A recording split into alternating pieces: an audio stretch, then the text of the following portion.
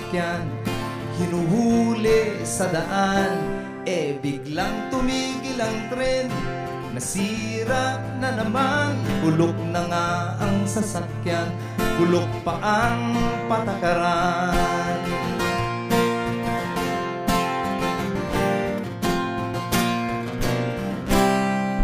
Tumambay doon sa kanto, nasilip ko sa dyaryo, ang ating teritoryo, binigay na sa Chino. Ang sabi ng palasyo, utang ng loob ito, wag daw tayong magreklamo para sa ating pag-asenso. Oh, pagbabago, oh, nagbabago. Anong klaseng pagbabago?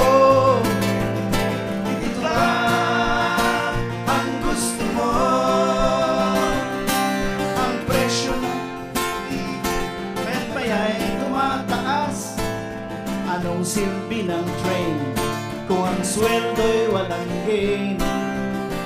Manang pangako, korupsyon ay hihinto. Ang droga at ang endo, wala namang nagkatotoo.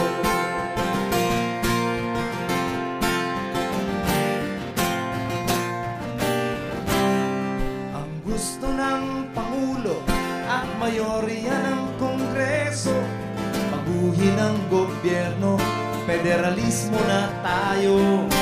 Ano ba ang dahilan ng gulo at kahirapan? Forma ba ng pamahalaan o namumunong kawatan? Oh, nagbabago.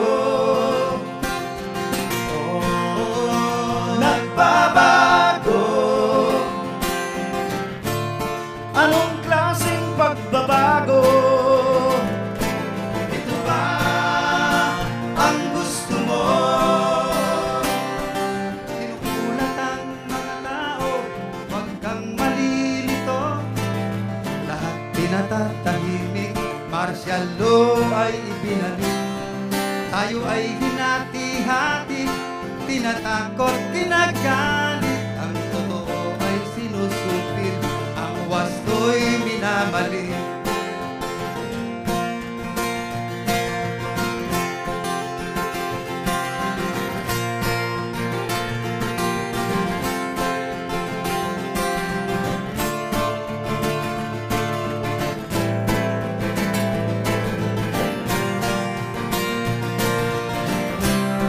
Huwag kang mag-alinlangan, kakampi mo ang kasaysayan. Kung yuyura ka ng karapatan, karapatan din ang lumaban.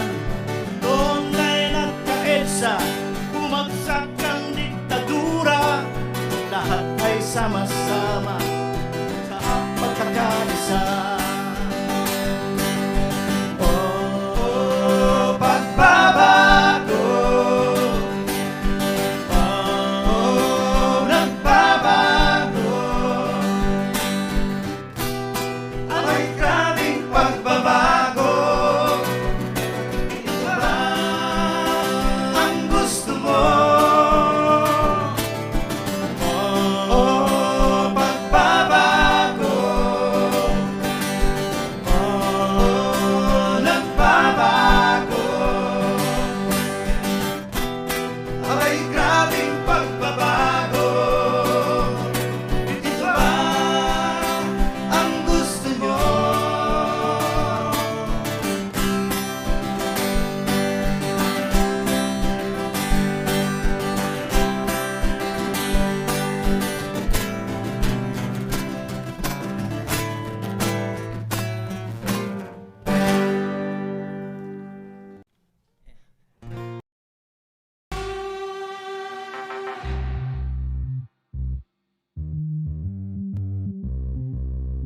I propose that if I am president, I would get rid of criminality, drugs, and corruption.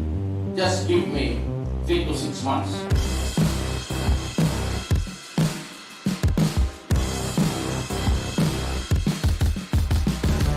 like to promise you a comfortable life under me. Comfortable. Proclaiming Rodrigo Roa Duterte as the duly elected President of the Republic of the Philippines and Maria Leonor G. Robredo as the duly elected Vice President of the Republic of the Philippines.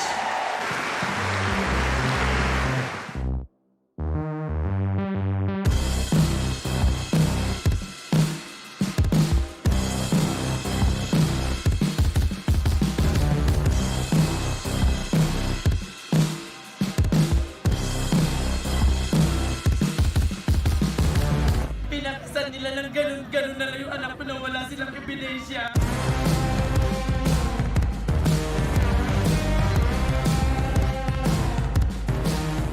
Inosente po ako. Wala pong katotohanan, pawang kasinungalingan ang mga pinaparatang po nila sa akin. Pinaril si Alvarez sa likuran noong Lunes sa Bacolod City nang di pa nakikilalang salarin. Doble dagok ito para kay Palabay na noong araw na iyon, inilibing lang ang peace consultant at anak pawis chairman Randall Ichanis.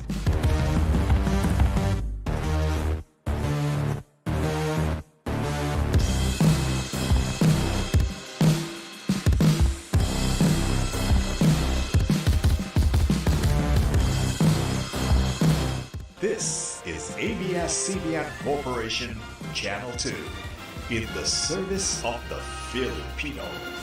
Now signing off. Muling inaresto ang CEO ng Rappler na si Maria Ressa sa pagkakataong ito para naman sa kasong paglabag sa anti-dummy law.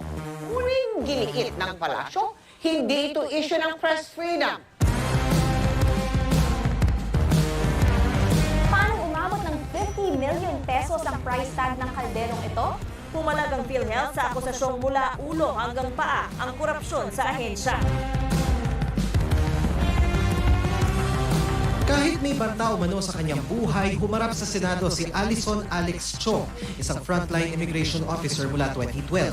Si Chong ay naka-assign sa NAIA at may personal daw na kaalaman sa Pastilla Scheme.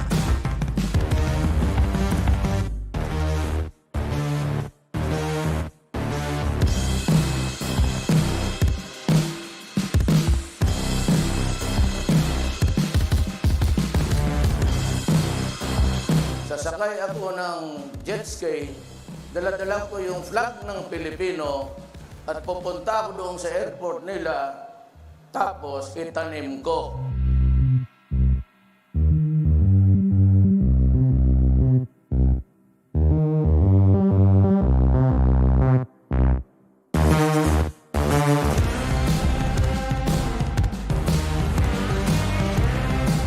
Paulit-ulit na kasi. Tapos, imbis na bumaba, tumataas pa lalo. Tumataas pa yung cases ng COVID sa atin. Halos 700 pamilya ang tinatayang palaging nakakaranas ng gutom.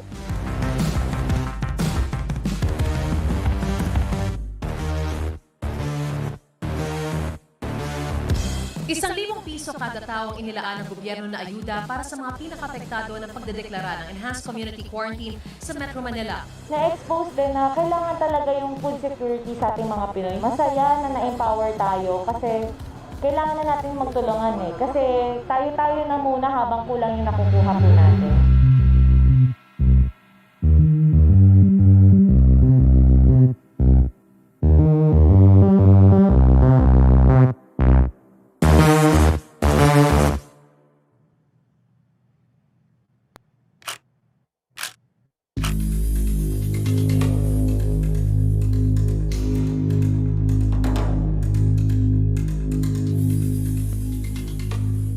This group represents the democratic forces in the entire country. Pangalan ng grupo ay Isang Bayan at sa ilalim nito ay yung tapat na pamumuno at maginhawang pamumuhay. Mahirap magsinungaling sa kabataan, mahirap pagkunwari na yung bukas ay magiging maganda para sa kanila. And that's exactly why this group was formed. Everybody we invited joined us from the left to the right. You have the poor, you have religious groups, the established traditional parties, all of them, they said, yes, it's time that we join forces. A government that's dedicated, that's faithful to the Constitution. Hanapin yung mga taong pwedeng magpakita ng tapat na pamumuno. We have decided to come together to choose who are the best candidates for President, Vice President, and for Senators in the 2022 presidential elections. The purpose is that we should have the best candidates who will institute good governance in the country. It's a matter of an educational campaign. Everybody in society, whatever class you belong, you must understand that without good governance, we will never progress.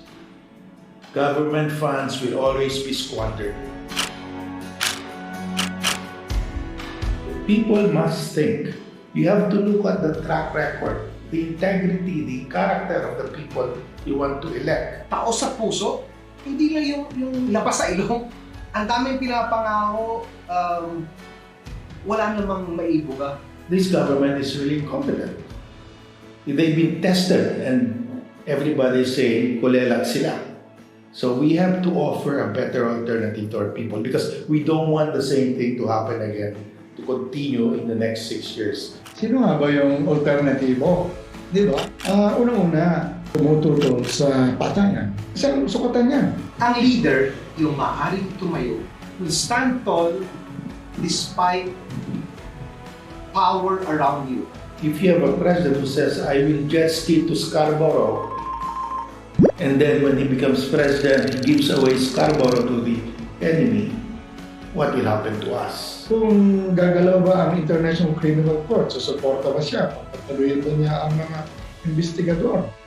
Yung traffic, ano ba ang tingin niya dyan? Ang Mindanao, ang tingin niya sa mga kababaihan, ang tingin niya sa moralidad, sa kultura. Paano ba siya gumamit ng salita? Puro ba mura? Puro ba pambabastos? Sana makahasok tayo ng isang Pilipino na handang maglingkod ng buong-buo para sa kapwa. Kaya natin buhayin ang ating bansa na hindi tayo nagpapaalila sa ibang nasyon, hindi tayo nagpapatuta sa mga bayan. Gusto lang tayo pagsamantala. Sana matuto tayo kung gaano katapat sa atin ang Diyos, paging tapat din tayo sa bayan na Kanyang minamahal. This is a matter of national survival for us because we have to bring back good governance, respect for human rights, integrity and honesty in government.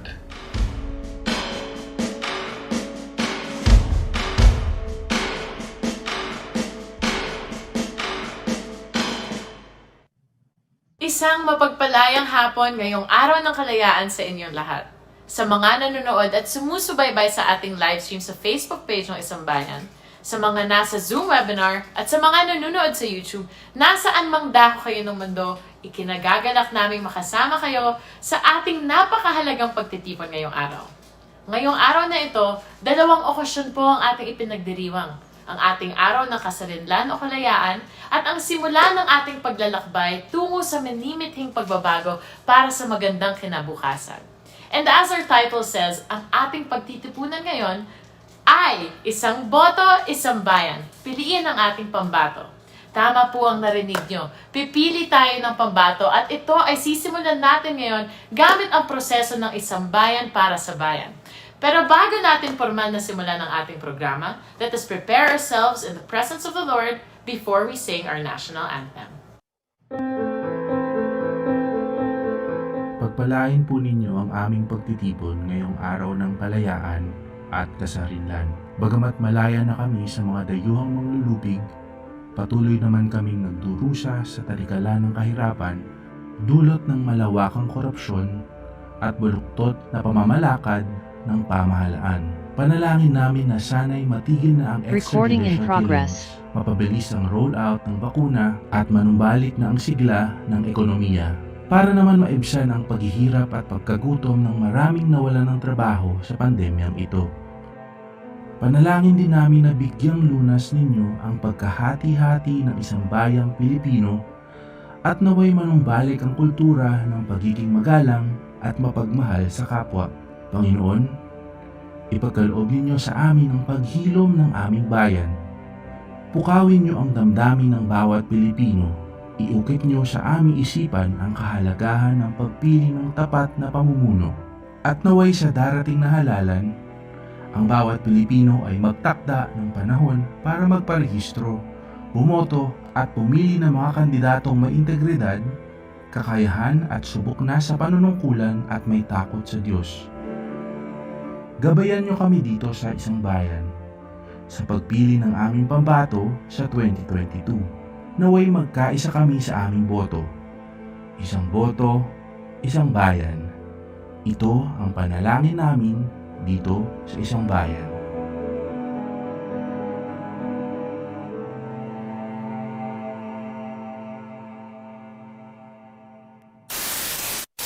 Nagkakasakit at naapektuhan ang kanilang mga kabuhayan. At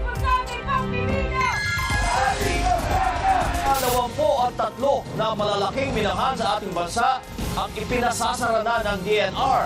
Unti-unti na rin kumakalat ang forest fire o yung sunog po sa bundok sa Bukod Benguet. Mabilis ang pagtaas ng baha sa Rizal Avenue sa Arpapa sa boundary ng Maynila at Caloocan City. Kasabay naman ang pagragasa ng baha ay ang mga basura. Sa tala ng World Health Organization, 7 milyong tao ang namamatay kada taon dahil sa air pollution. O bayan ko, kailan ka mamumulat? Ang toto'y nakikita na pumipikit ka pa. Kailan ba kapag wala ka nang magagawa? Kapag wala ka nang ibubuga? Wala ka nang ibubuga, o bayan ko. Bayan ko, kailan ka matutulog? Sadyang ikaw ang kalaban mo, ikaw rin ang susubok. Ngunit kailan kapag wala ka nang magagawa? Kapag wala ka nang ibubuga? Bayan ko, kailan ka tatayo? Kay rami ng dugong inalay sa'yo. O bayan ko, ang oras ay malapit nang maubos. Bangon na, bumangon bayan ko. Kailan ka mamumula? Ang totoo'y nakikita na, nanginginig naman. Kailan kapag wala ka nang magagawa? Kapag wala ka nang ibubuga? O bayan ko, kailan ka tatayo? Kay rami ng tugong inalay sa'yo. O bayan ko, ang oras ay malapit nang maubos. Bangon na, bumangon bayan ko. O bayan ko, kung magkasama-sama, tinig na sabay-sabay, susulong ka, sugod na. O bayan ko, kay rami ng dugong inalay sa'yo.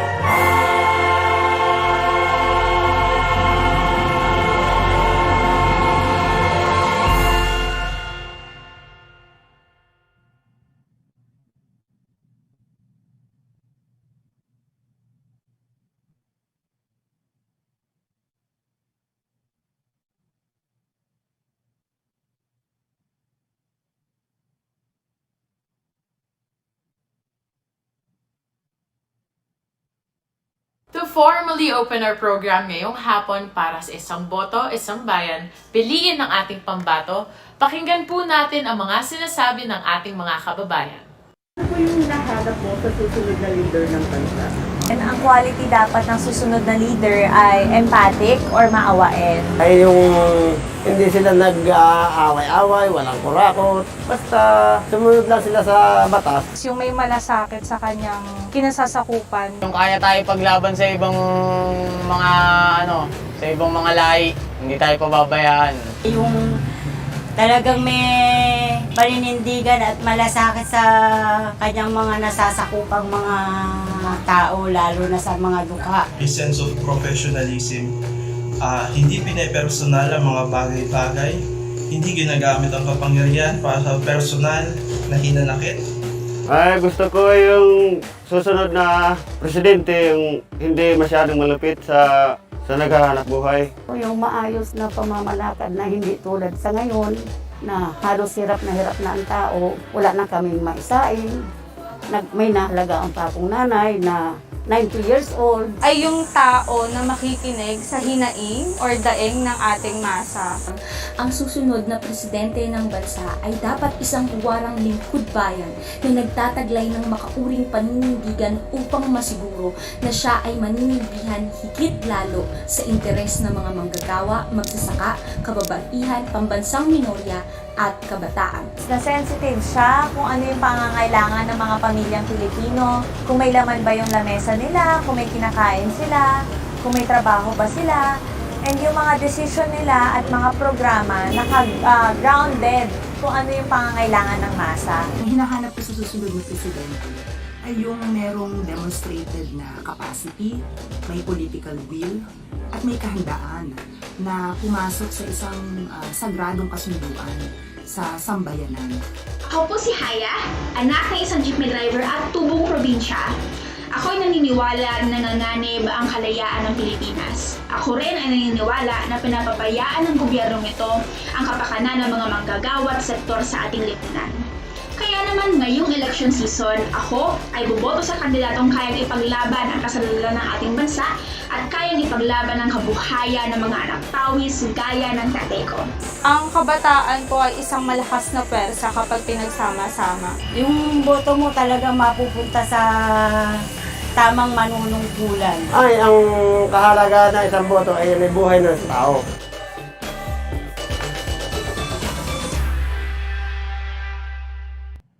Ngayon naman, kilalanin po natin ang mga conveners ng Isang Bayan. Buhayin sa sarili ang malayang paraan. Kung kaya mong isipin, kaya mong gawin, isa-isang hakbang lamang at ika'y makakarating. Tulad ng puno na galing sa binhi, ang mga dakilang gaway nagmumula sa guni-guni.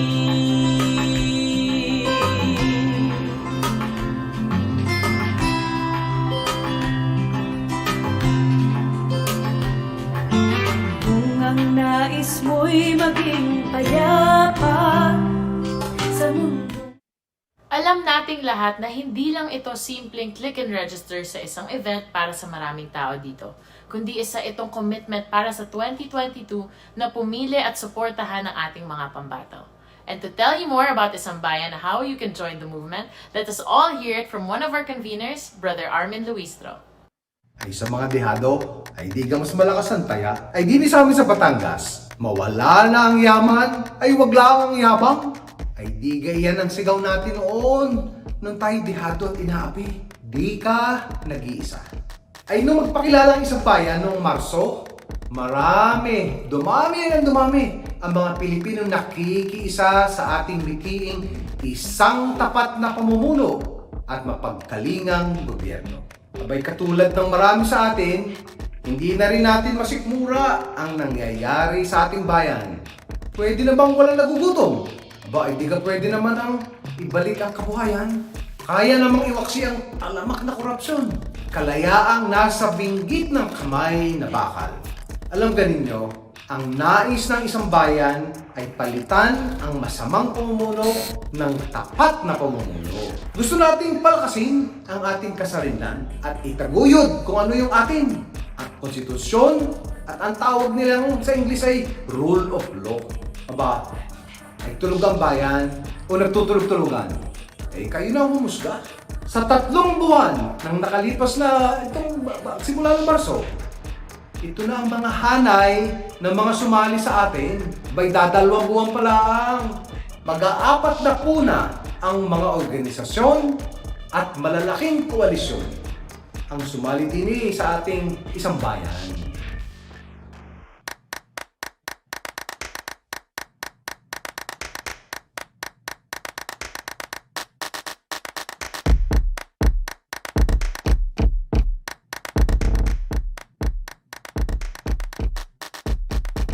Abay, tingnan ninyo, aring isama ko up. Ay mahigit na 3,000 ang nagpalista. Mga teacher, mga estudyante, magsasaka, driver. May doktor pa at may abogado, manggagawa. Parinig kayo sumali na. Aray ang ambag mo sa kababayan natin. Kung gusto mong mapabuti ang ating bayan. Abay, saan na?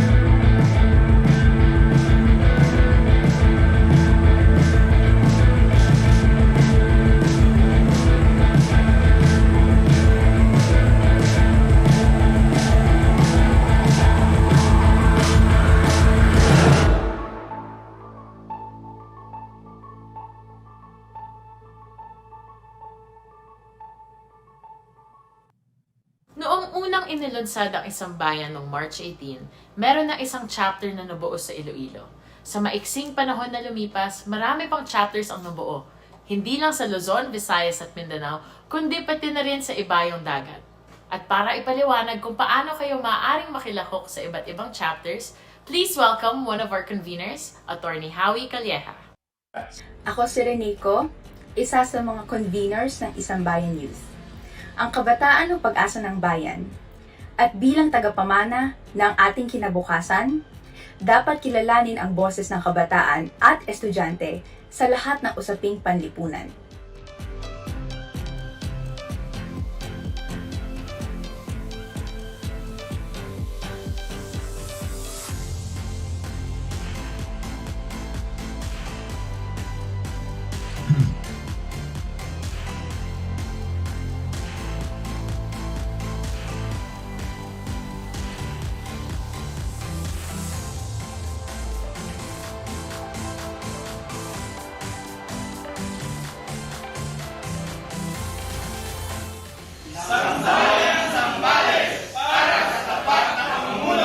Inaapunan ko po ang gabos na albayano, mga plano, asin kabilugan kang Pilipinas.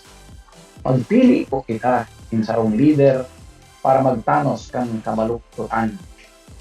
Ang albay para sa isang bayan.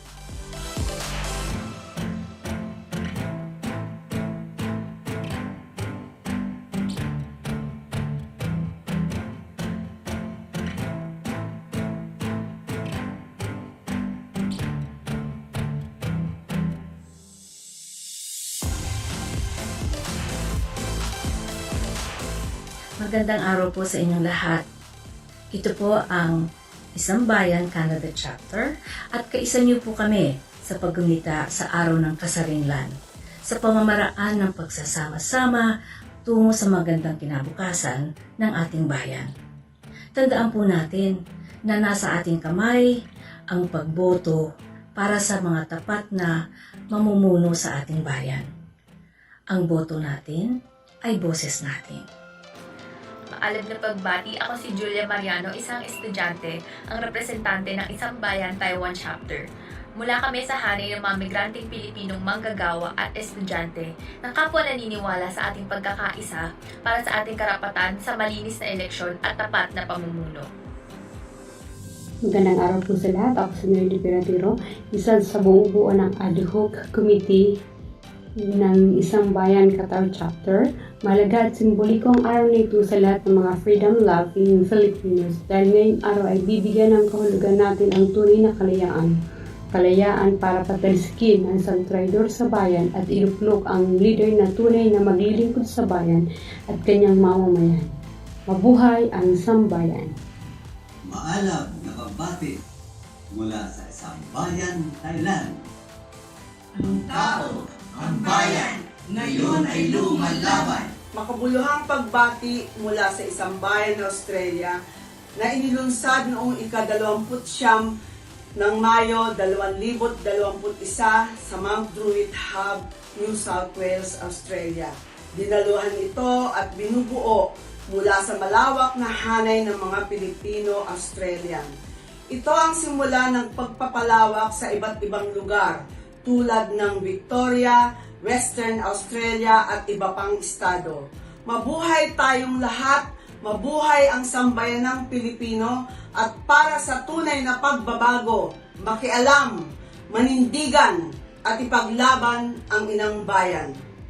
Kami ang bumubuo ng Isang Bayan, Italy. Hinihikayat namin ang lahat ng ating mga kababayan dyan sa Pilipinas at maging sa buong mundo na magparehistro para makaboto sa darating na halalan sa 2022. Kailangan natin ng tunay na pagbabago at ng isang tapat na pamumuno. Pinabati po natin ang Isang Bayan Philippines sa ating magiging programa ngayong araw at kami po ay nakikisa para sa online survey at pagpili ng ating mga kandidato sa darating na eleksyon. Mabuhay po ang Isang Bayan, sama-sama nating wakasan ang Administrasyong Duterte. Kami po ang Isang Bayan South Korea Chapter, mga migranteng manggagawa at diaspora sa bansa. Kaisa kami sa malawak na sambayanang Pilipinong pagod na sa inutil na gobyerno ni Duterte. Tama na! Sobra na! Wala na!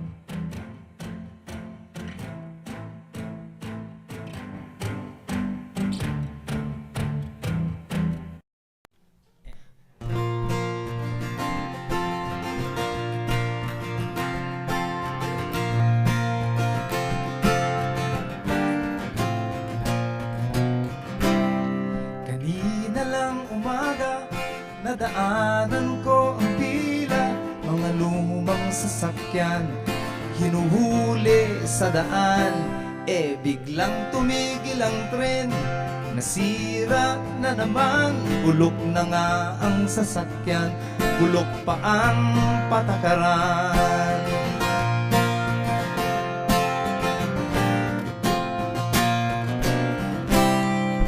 Tumapay doon sa kanto, nasilip ko sa dyaryo ang ating teritoryo, binigay na sa Chino. Ang sabi ng palasyo, utang ng loob ito, wag daw tayong magreklamo para sa ating pag-asenso. Oh, magbabago. Oh, nagbabago. Anong klaseng pagbabago?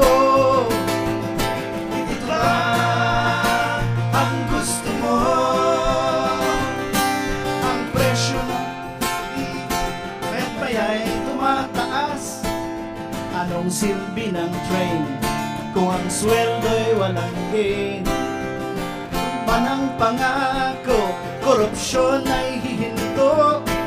Ang droga at ang endo, wala namang nagkatotoo.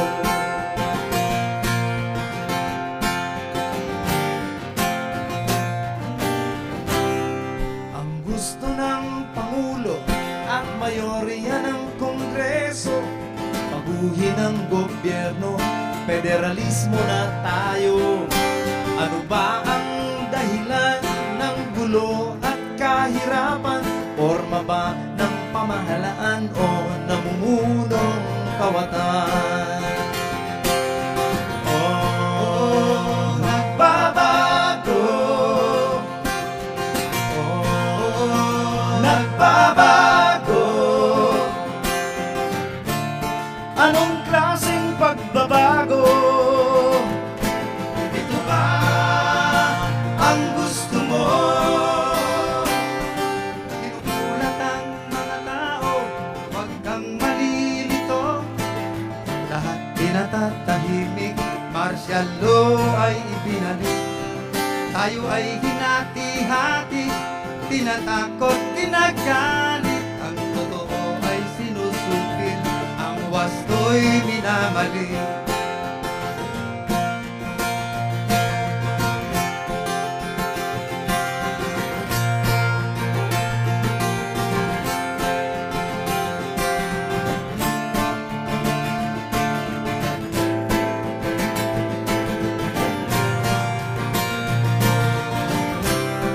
Huwag kang mag-alinlangan, kakampi mo ang kasaysayan.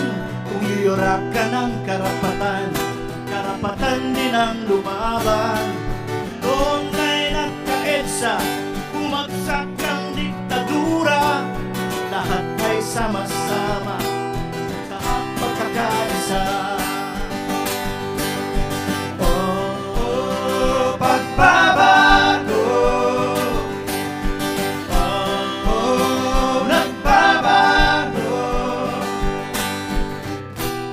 Abay, grabing pagbabago.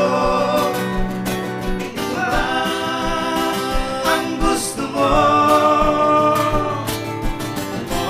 Oh, pagbabago. Oh, nagbabago. Abay, grabing pagbabago. Ito ba ang gusto mo?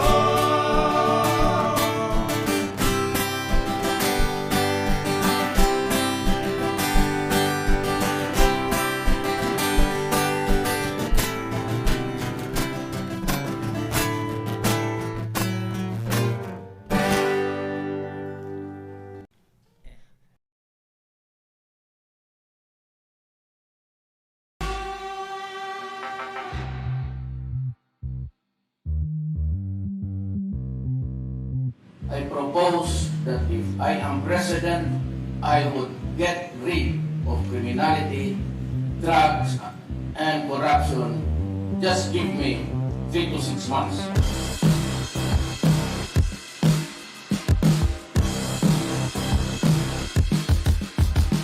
I would like to promise you a comfortable life under me. Comfortable.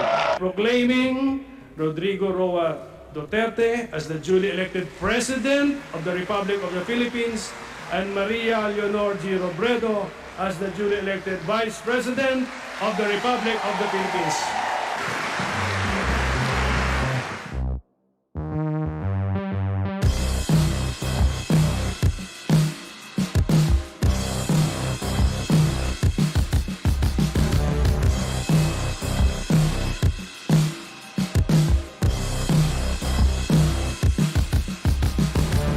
Pinakasan nila ng ganun-ganun na lang yung anak ko na wala silang ebidensya.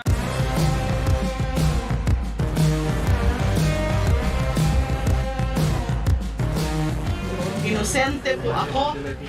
Wala pong katotohanan, pawang kasinungalingan ang mga pinaparatang po nila sa akin. Pinaril si Alvarez sa likuran noong Lunes sa Bacolod City nang di pa nakikilalang salarin. Doble dagok ito para kay Palabay na noong araw na iyon, inilibing lang ang peace consultant at anak pawis chairman Randall Ichanis.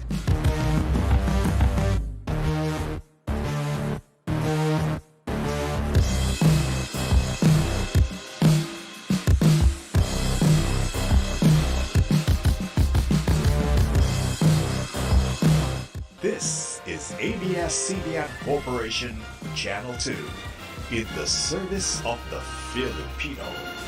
Now signing off. Muling inaresto ang CEO ng Rappler na si Maria Ressa sa pagkakataong ito para naman sa kasong paglabag sa anti-dummy law. Muling giniit ng palasyo, hindi ito issue ng press freedom.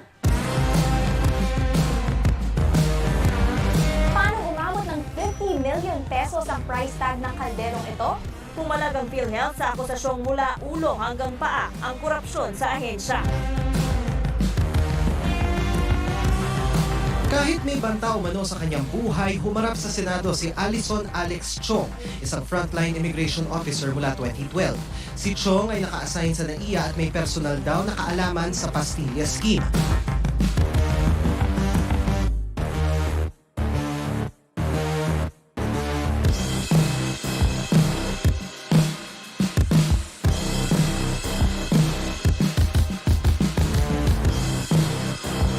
Sasakay ako ng jet ski, dala-dala ko yung flag ng Pilipino at pupunta ko doon sa airport nila, tapos itanim ko.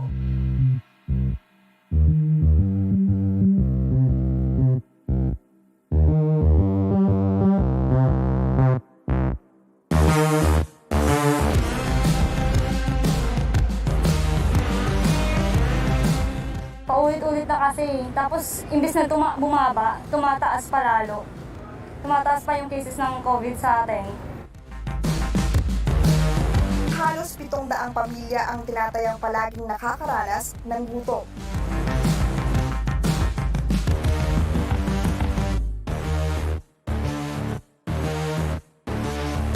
₱1,000 kada tao ang inilaan ng gobyerno na ayuda para sa mga pinaka-apektado ng pagdedeklara ng Enhanced Community Quarantine sa Metro Manila. Na-expose din na kailangan talaga yung food security sa ating mga Pinoy. Masaya na na-empower tayo kasi kailangan na natin magtulungan eh. Kasi tayo-tayo na muna habang kulang yung nakukuha po natin.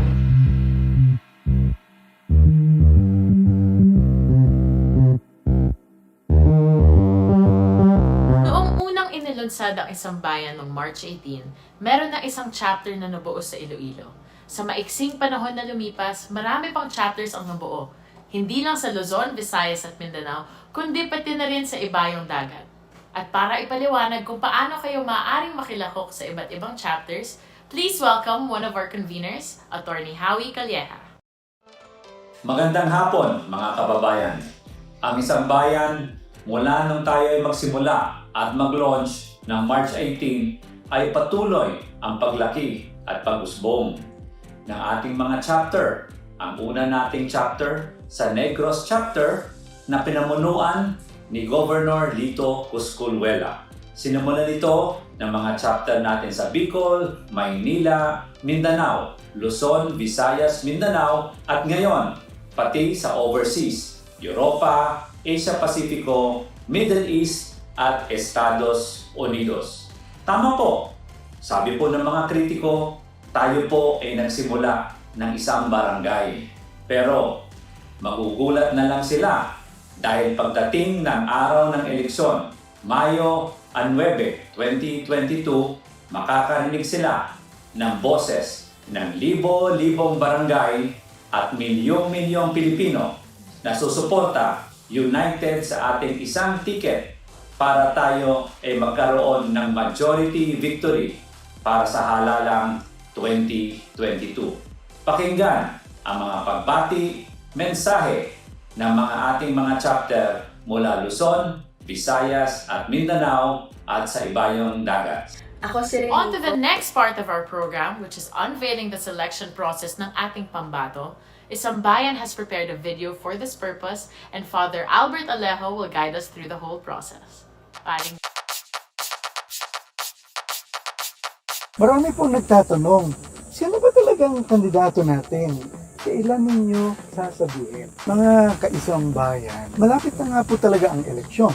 Pero sa ngayon, kailangan po tayong magsuri bago pumili at hindi po ito madali at hindi po dapat minamadali dahil baka tayo magkamali uli. Ang tama pong kandidato ay hindi basta hulog ng langit o inuhugot sa isa lang pamilya o barkada. Lalong hindi po tama na dinadaan ito sa forma o pera-pera. Ang hanap po talaga natin ay yung mga magigiting na Pilipino na may tapat na pamumuno at ihahatid tayo sa maginhawang pamumuhay para sa ating bayan, lalo na po sa mga mahihirap. Kaya po, kasama tayo sa pagpili ng isang presidente, isang vice-presidente at 12 magigiting na senador. Teka, ano naman ang magiging basehan natin sa pagpili? Maraming klase pong impormasyon. Take note hindi lang po isa. Una, mga impormasyon na galing mismo sa mga kandidato. Hindi po yung sabi-sabi lang ng iba, lalong-lalo na po yung sabi-sabi lang ng kalaban. Makukuha po natin yun sa mga interview, sa mga speeches nila, at saka sa mga plataforma na isusumitin nila sa isang bayan. O pangalawa, siyempre po, kailangan natin impormasyon galing sa mga kaalyado, yung mga kakampi natin sa isang bayan. At lilitaw po ito sa mga talakayang bayan at saka po doon sa ilalabas nating online voting. Mahalaga ito, pero idagdag pa. At ang pangatlo, yung titingnan din po natin, yung resulta ng mga pampublikong survey. Yung mga ginawang pag-aaral ng mga nagsusuri sa lipunan, gayon din po yung mga rekomendasyon at pagsusuri ng mga pangkat na concern talaga sa lipunan. Pang-apat, may dagdag po tayong mga research o pagsusuri, pananaliksik na gagawin po ng isang bayan. Lahat ng ito ay pagsasama-samahin natin sa isang masusing pagpili.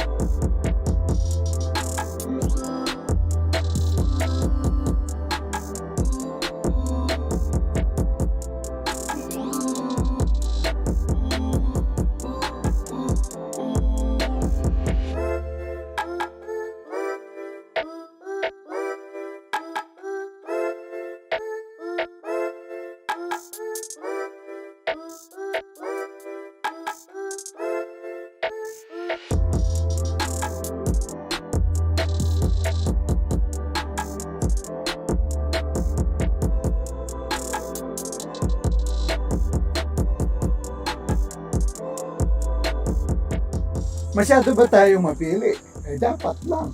Kasi po, lahat tayo ikinalaman. Hindi lang po yung mga pinuno ang may katungkulan na ilagay sa tama ang ating bansa. Kung nagkamali man tayo nung una, ngayon dapat hindi na.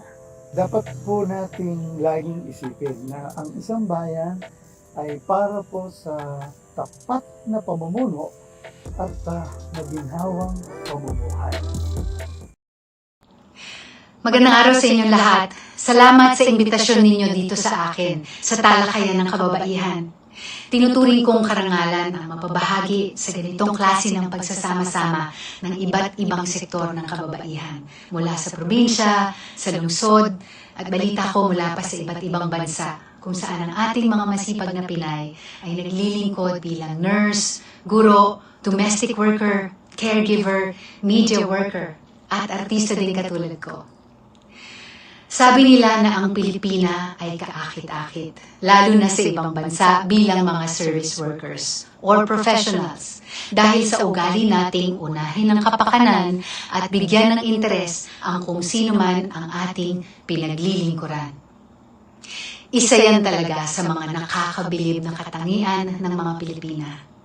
Kaya't natural sa atin ang mag-alaga, maglingkod, at magbuklod. Yan ang ating lakas na pinaghuhugutan para maprotektahan natin ang ating pamilya at mga bagay at taong mahalaga sa atin. Pero ngayong mga panahong ito, may mas malaking pangangailangan para sa ating lakas. Dahil hindi na lang ang hinaharap ng sarili-sarili nating pamilya ang nasa malaking panganib at kadiliman. Kailangan tayo ng bayan para maghanap ng hustisya, panagutin ang mga nagpabaya, nanakit, pumatay, nagnakaw ng buhay, trabaho, kinabukasan, at mga nagsamantala. Maliit lang ang boses ko, kaya't ginagamit ko ito para bigyan ang mga tulad ni Senator Laila de Lima na tinanggalan ng boses na marinig at hindi makalimutan. Umaasa ako na sa mga ginagawa kong pagbabasa ng mga tula at panulat, dumadagdag ako sa boses ng Pilipinong tumututol, lumalaban at hindi mananahimik. Mga kapwa ko Pilipina, ina, manggagawa, masaya ako na nakasama ako sa pagsasamang ito. Marami pala tayo. Sa pandemic na ito, hindi malayong maisip na paisa-isa lang tayo, pero dahil sa mga ganitong pagtitipon, nabibigyan tayo ng pag-asa at lakas ng loob. Mas marami, mas malakas ang boses, mas malakas ang puwersa. Mabuhay kayong bumubuo ng isang bayan. Mabuhay ang kababaihan sa ating lipunan. Mabuhay tayo mga Pilipino. Ako si Angel Aquino. Maraming salamat po. Our next speaker is also a lead convener of Isambayan.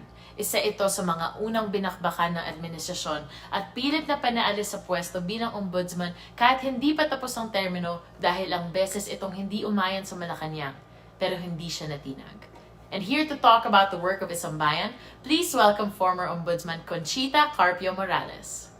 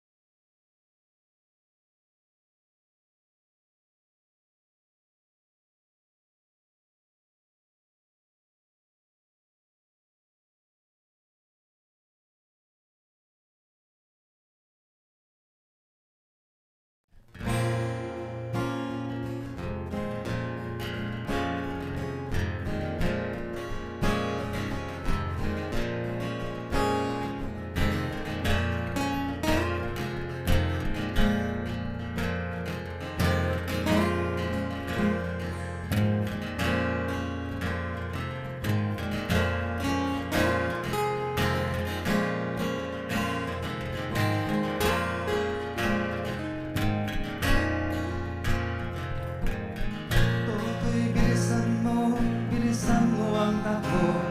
Kailangan ng mga bomba nakatutok sa ulo mo. Toto'y tumalon ka, tumapa kung kailangan, at baka tamaan pa ng mga balang ligaw.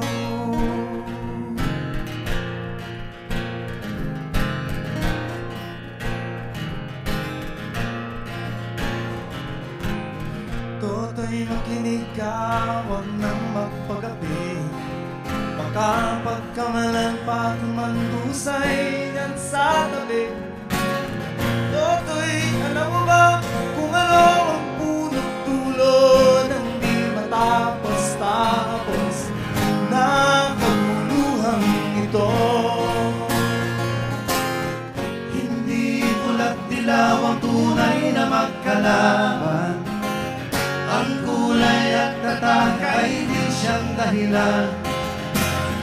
Hanggat marami ang lubog sa kahirapan. Mabilis mo ngayon. Sabi niya, sawa na kayo. Sa gobyernong inutil at korap. Ginagawa na lang nila lahat ng gusto nilang gawin. Sa mga leaders that only act out of self-interest, that are greedy, at hindi talaga nila priority yung Filipino people. Sabi niyo sawa na kayo sa mga leader at pinuno na walang kwenta sa mga pangako ng awit sa patawa. Isang taon na lang, election ulit, terminate. Kapag hindi bumoto ang mga bata at may paninindigan, Kurakot na naman ang makakanan. Kapag rehistro na at manindigan, Boto mo, boses mo.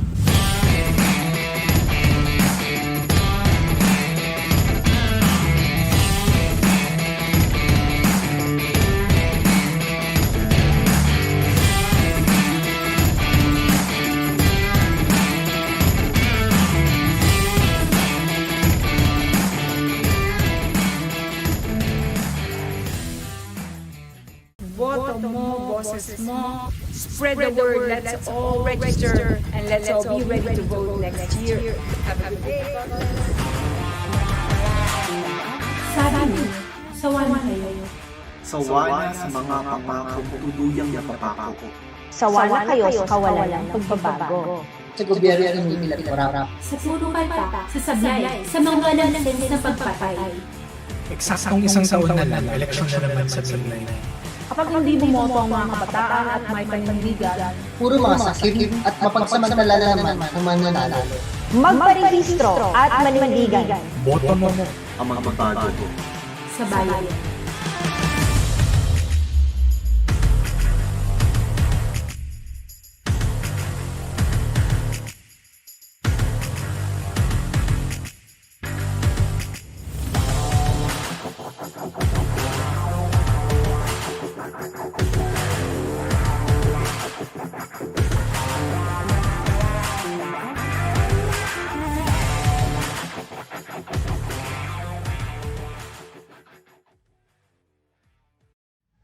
Sabi niyo, sawa na kayo. Sa mga leader na inupil at walang kwenta. Sa mga pangako na nauwi na lang sa patawa. Yung bang lahat ng pangako nila ginagawa nila ng joke? Isang taon na lang, eleksyon na naman sa May 9. Kapag hindi bumoto ang mga bata at may paninindigan, babalik din ang mga Magparehistro at manindigan. Boto mo ang magbabago sa bayan.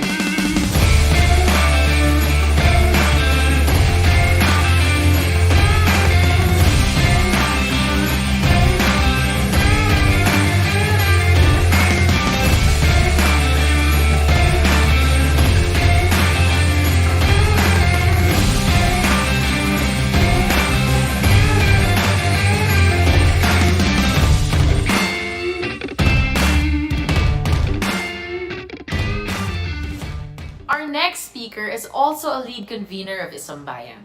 Isa ito sa mga unang binakbakan ng administrasyon at pilit na panaalis sa pwesto bilang ombudsman kahit hindi pa tapos ang termino dahil ang beses itong hindi umayon sa Malacanang, pero hindi siya natinag. And here to talk about the work of Isambayan, please welcome former Ombudsman Conchita Carpio Morales. A pleasant morning. Today we're celebrating our 123rd year of independence, the indelible badge of a proud nation. Its true spirit entails building a just, orderly, and peaceful society and establishing a government that promotes the common good, salus populi est suprema lex, and the development of the nation's patrimony. We are witnesses, however, to the threats to our independence, from the defeatist stand on the conflicts involving our territory and exclusive economic zone, to the indolence, apathy, inhumanity, immorality, intolerance, and greed of some of those in power. We are also witnesses, however, to the majority of our people suffering in silence over these threats for fear of reprisal from the powers of government. It is in this light that Isambayan has been conducting a series of talakayan ng bayan among different sectors to elicit from them the issues, the challenges, the concerns they are facing, and to listen to their recommendations to address them, which we hope the candidates we will be choosing for next year's elections will consider in crafting their platform of government. In that light, ladies and gentlemen, allow us to share the results of our first consultation with public sector workers.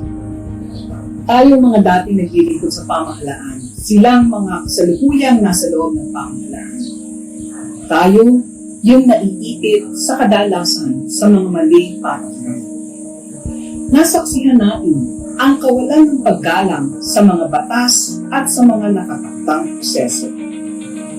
Napapanahon nga, hingin natin ang paggalang at pagkilala sa independensya ng mga oversight institutions, igalang at palakasin ang mga institusyong bumabalanse sa kapangyarihan ng ehekutibo upang maiwasan ang pang-abuso sa kapangyarihan. Higit sa lahat, tabanan ng katiwalian, suriin ng pagkakautang at maanumalyang kontrata na pinasok ng kasalukuyang pamahalaan.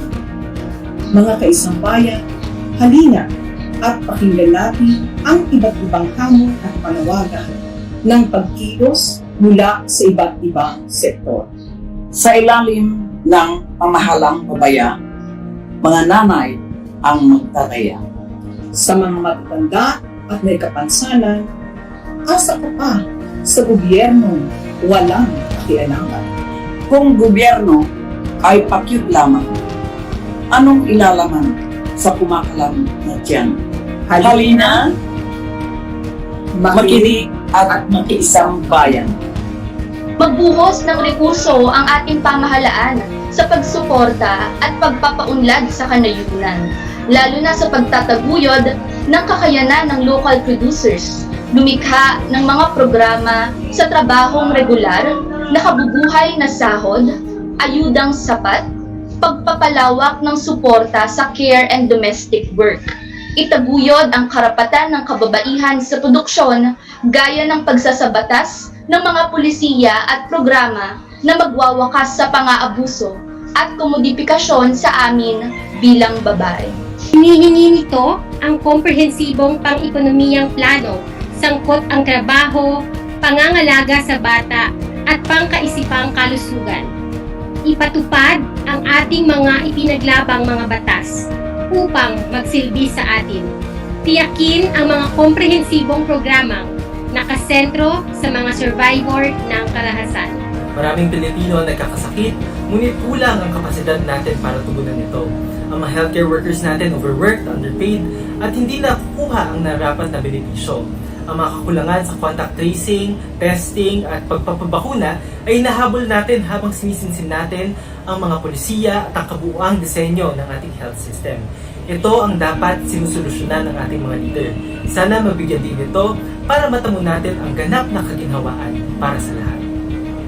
Nakikiisa ang mga katutubong mamamayan sa adhikain ng sambayan na mapagkaisa ang iba't ibang demokratikong kursa at oposisyon.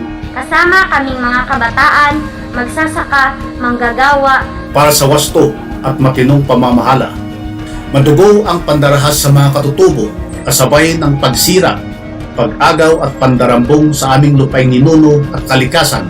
No to another 6 years of oppression and injustice against indigenous peoples. Sapat na pondo, disente, ligtas at pangmasang pabahay. Maayos na serbisyong pangkalusugan. Pagkilala sa seguridad sa trabaho at karapatang pantao. Ang susunod na presidente ay kinakailangang agarang tugunan ang dalawang isyu na aming kinakaharap. Unang-una syempre ay ang usapin ng ligtas na balik eskwela na kinakailangan ang isang medikal na tugon, medikal na solusyon sa pandemya para makabalik ang mga estudyante sa kanilang paaralan. At ang pangalawa ay ang pakikiisa ng susunod na presidente sa laban ng lahat ng mga estudyante sa campus militarization. Ang panawagan ng Isang-Bayan Youth, ensure the right to free, quality, and accessible education for all, and the safe reopening of schools, protect and conserve our environment and natural resources, and end social inequality, uphold democracy.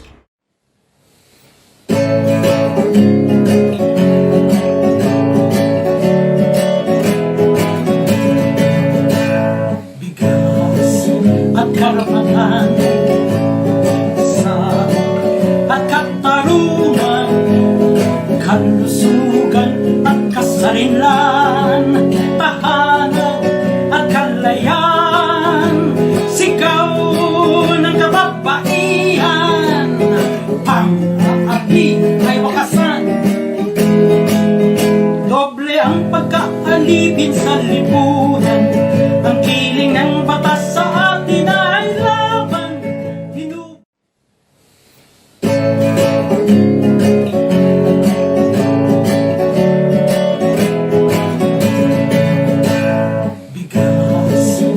Karapatan, sa at katarungan,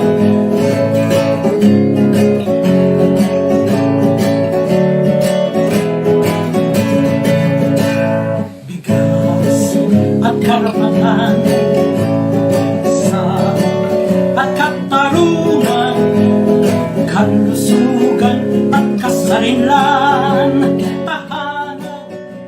We now go on to the main part of our program, ang pagkikilala sa ating mga pambato. But before we do, let us hear from another lead convener as he explains to us the requirements of Isang-Bayan for its nominees. Sino? Good afternoon po. You have heard the selection criteria that was set for the search of the one candidate who can give us the good governance that we deserve.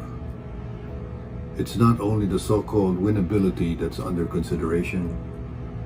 Character, capability, and track record are also well considered. You have as well listened to the problems and urgent concerns that Filipinos are hoping the next leader will address.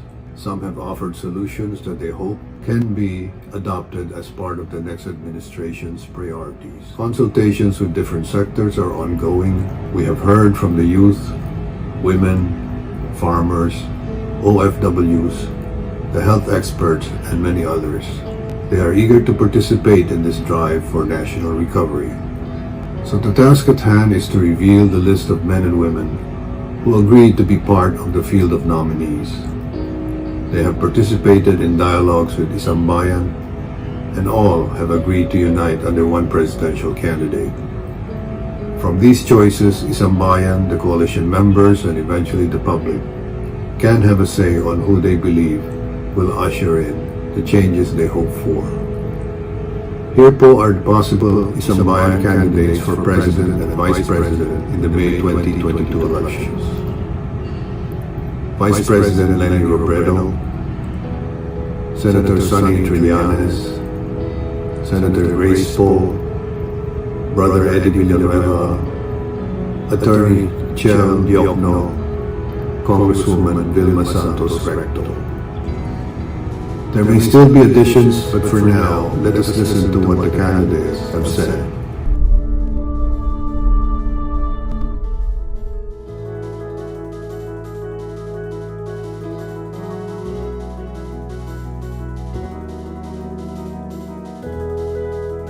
Ako si Lenny Robredo at naniniwala ako, ang tugon sa mga suliranin natin hindi iisa kundi bawat isa. Unang hakbang ang pagkilala sa ugat ng mga suliranin nito. Maraming pangangailangang hindi napupunan. Maraming pangarap na parang hindi matupad-tupad. Matagal nang frustrated ang Pilipino. At ginagamit ng iba ang frustration na ito para pagwatak-watakin tayo. Para ibiin ang pagkakaiba natin kaysa sa mga bagay na nagbibigay sa atin. Ibig sabihin, nasa bayanihan ang susi ng anumang tugon. Hindi lang sa pagbibigis kasama ang mga taong tugma ang paniniwala sa atin, pero sa pagbubukas, pakikinig at pag-unawa sa pinanggagalingan ng lahat. Kabilang na ang mga taong salungat sa mga paniniwala ito. Nakikiisa ako sa panawagang magkaisa, sabay ng pakiusap. Hindi pwedeng tayo-tayo lang ang mag-uusap. Hindi pwedeng tayo-tayo lang din ang magkakaisa. Kung hindi tayo lilikha ng espasyo sa puso natin para sa iba, kung hindi natin kikilalanin na magkakahanay ang adhikain ng bawat Pilipino, mananatiling mailap ang mga adhikain ito. Iisang bayan pa rin tayo. At walang ibang makalulutas ng ating mga suliranin, kundi ang nagkakaisang tayo.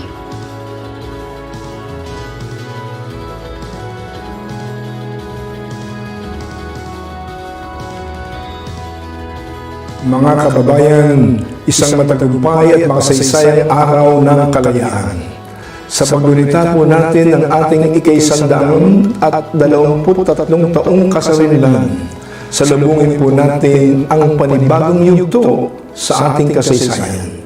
Isang yugtong bubuuin ng nagkakaisang layunin at sama-samang pagkilos ng mga Pilipinong may tunay na pagmamahal sa Diyos at bayan.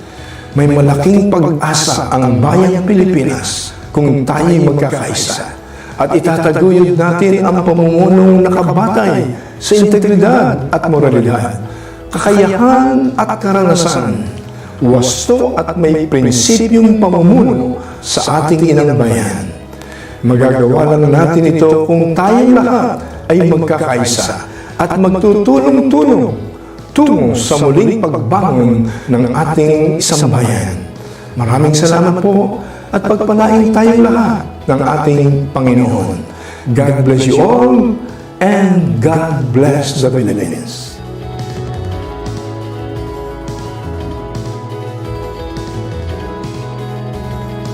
Ang 2022 elections ay ang pinaka-importanting yugto sa kasaysayan ng ating demokrasya simula ng 1986. Dito nakasalalay ang survival ng ating bansa. Kaya napakahalaga na manalo ang mga pro-democracy forces. At kami ay naniniwala na ang tanging behikulo para sa tagumpay nito ay ang Isang-Bayan Coalition. Kaya ako at ang Magdalo Group ay buong loob na nagpapasailalim sa selection process ng Isang-Bayan at kami ay naniniwala at nagtitiwala sa wisdom ng mga conveners ng Isang-Bayan na sila ay makakapili at makabuo ng slate ng mga kandidato na karapat-dapat mamuno sa ating bansa.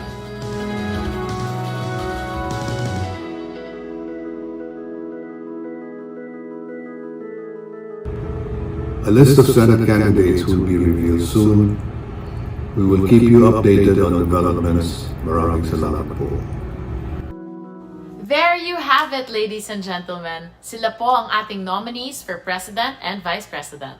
Nakita niyo na ba ang ating pambato sa kanila? Exciting, di ba? O excited na ba kayo? Ako rin. At sabi nga ng susunod na himig, sana pagkatapos ng bilangan, ang panalo ay taong bayan.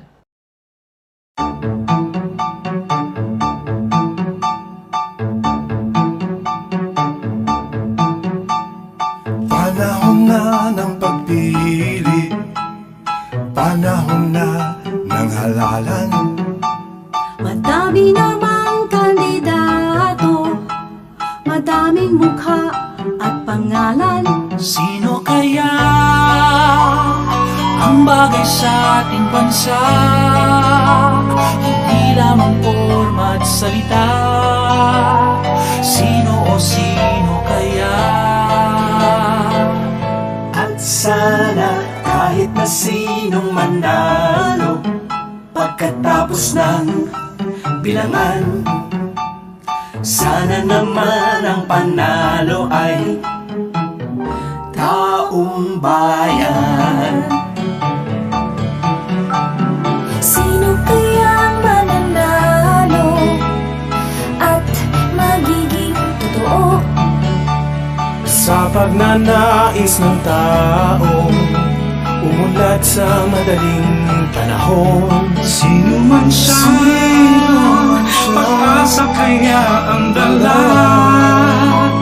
Sana naman, sana siya'y bira tapat sa bansa. At sana kahit na sinong manalo, pagkatapos ng bilangan, sana naman ang panalo ay taong bayan. La la la la la la la la la la la la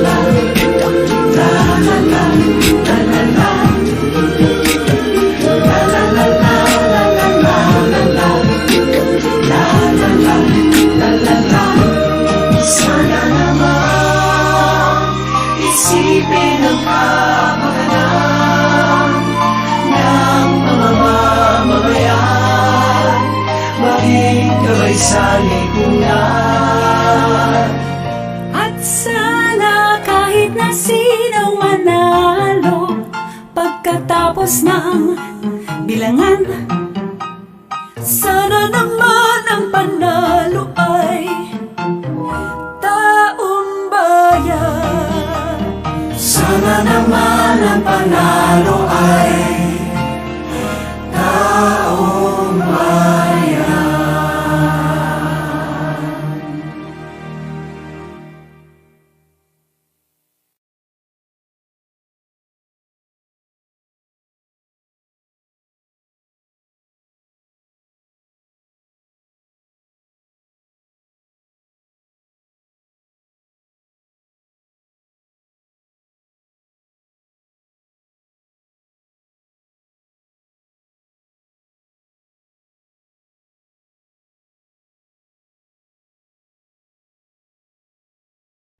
Ay, ayan, we're live na. Pakipuso na lang mga sis. Ang dami nating viewers. And you are all welcome sa ating live selling in celebration of our Independence Day. Uy, meron akong iba bargain ha. Murang-mura lang to. You will love this. Ito ang Philippine Islands on the West Philippine Sea. O, diba? Mayaman like me.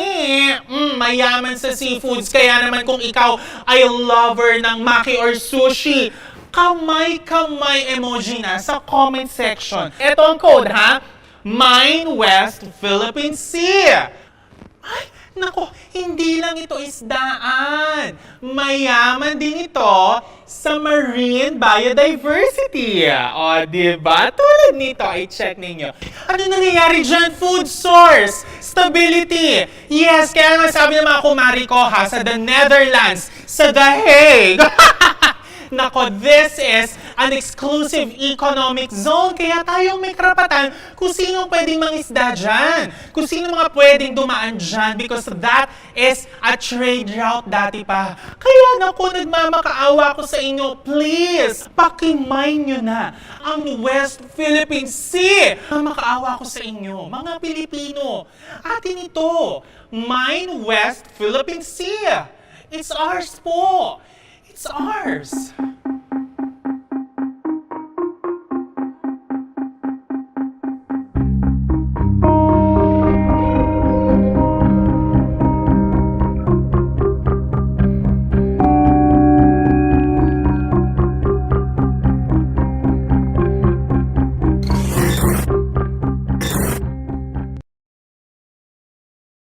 Para ipaliwanag naman ang dahilan kung bakit nabuo ang isang bayan, let us all welcome retired Supreme Court Justice Antonio Carpio.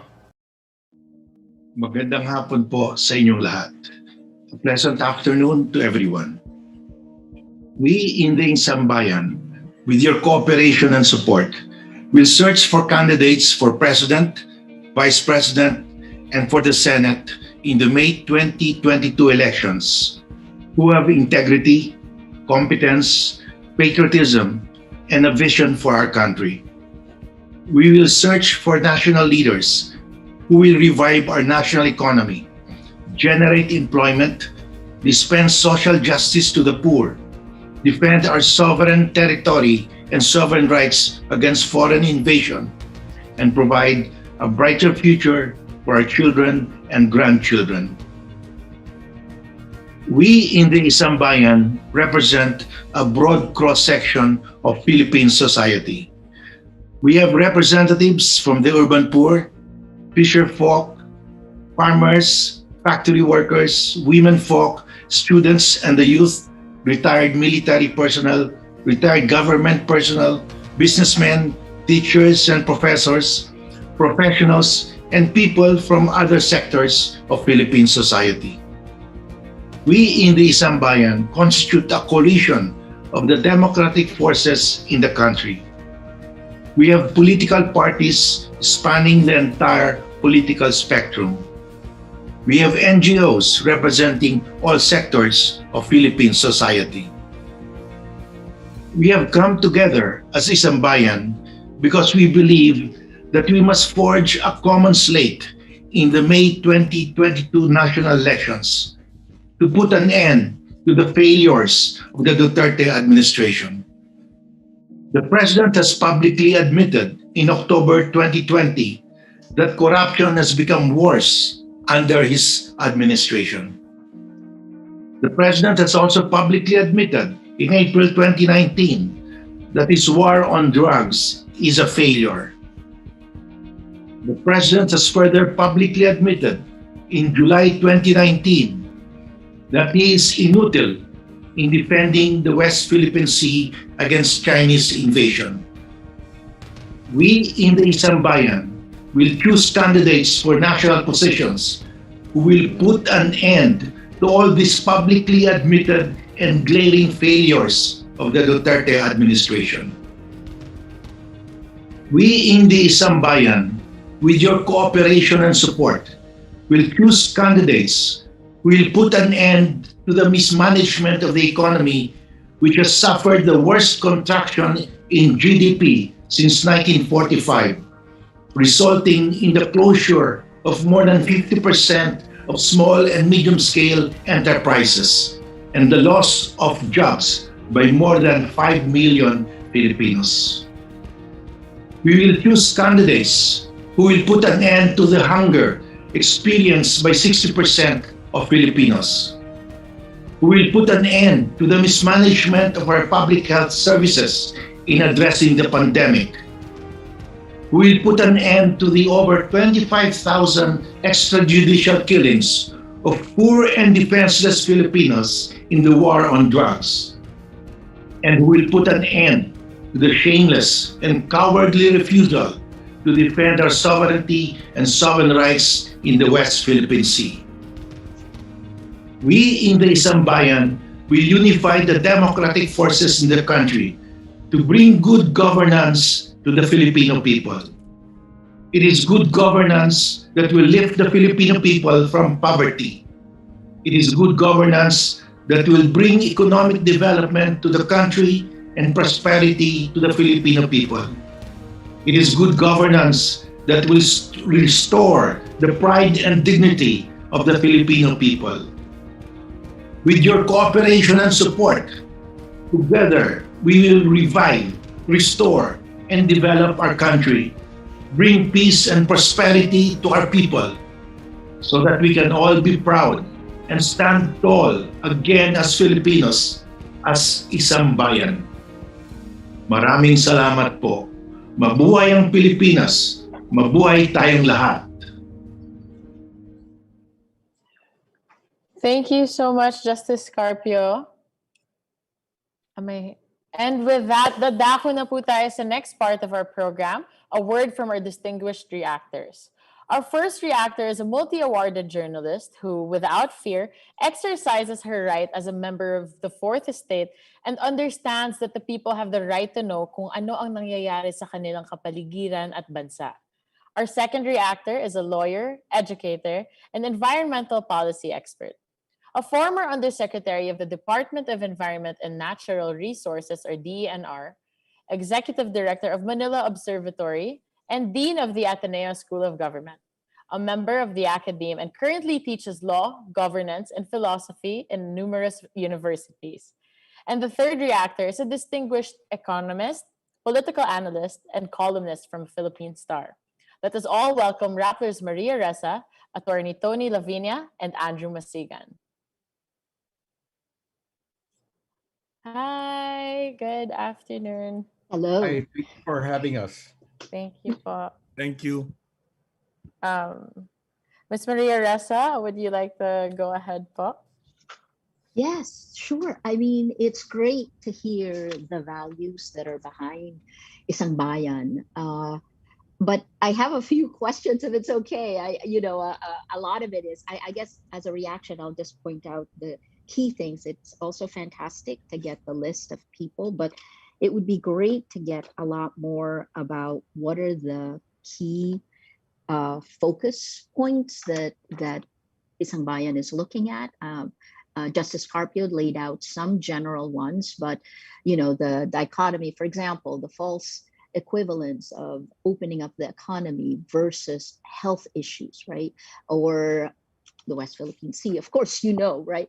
But beyond that, health, education, all of these things that are there. And then beyond this choice is what will Isang Bayan do after that? I think the plus side is, I think this is a first. So congratulations to the conveners of Isang Bayan. This is the first time that party politics moves forward in a post-Marcos world in a far more transparent manner. And so I do hope that everyone from every walk of life and every political position in the Philippines will join, because the more of us are on board, the better it will be. So what will you do after? And then in terms of the real focus in terms of choosing the candidates, will you be putting priorities on specific portions of policy?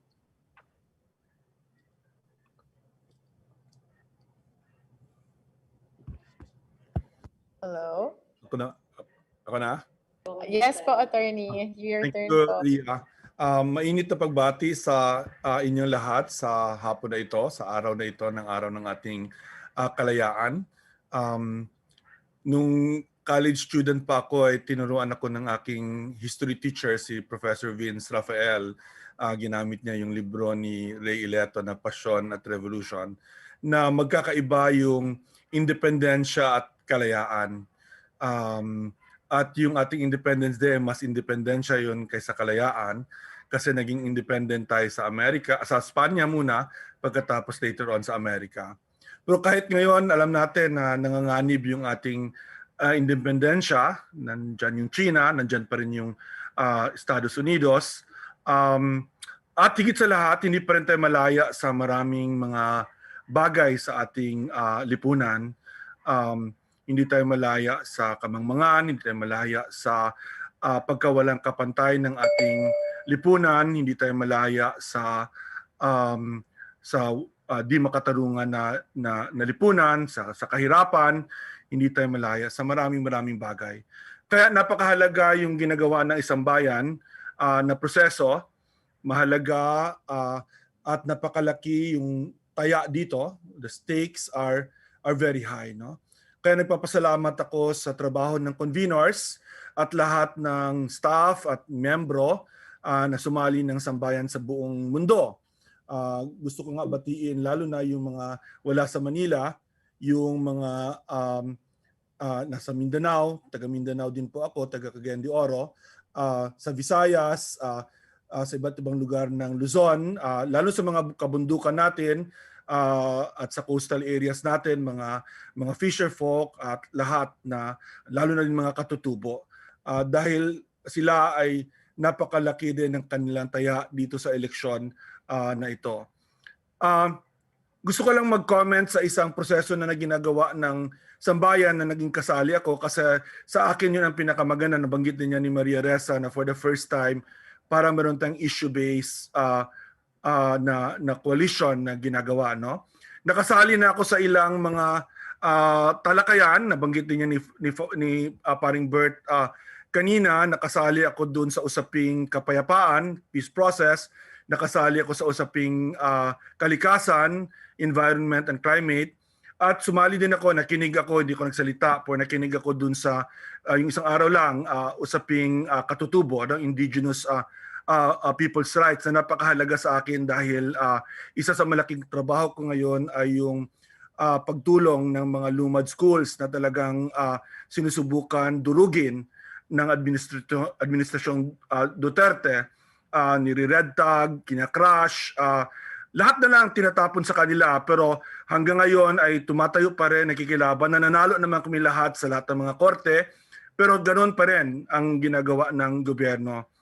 At marami pang ibang issue na sa tingin ko tinatalakay, yung corruption, of course yung West Philippine Sea, napakahalaga na tama ang posisyon ng ating mga kandidato dito. Kung ano yung agenda natin sa mga magsasaka, sa manggagawa, napakahalaga yon. And sa higit sa lahat, at masaya din ako sa sambayan na nandyan yung malaking presence ng youth, no? Maraming salamat na nandito kayo sa usaping ito at nandito kayo sa organisasyon ito ng ano, no, yung in a mass way, yung marami kayong nandito.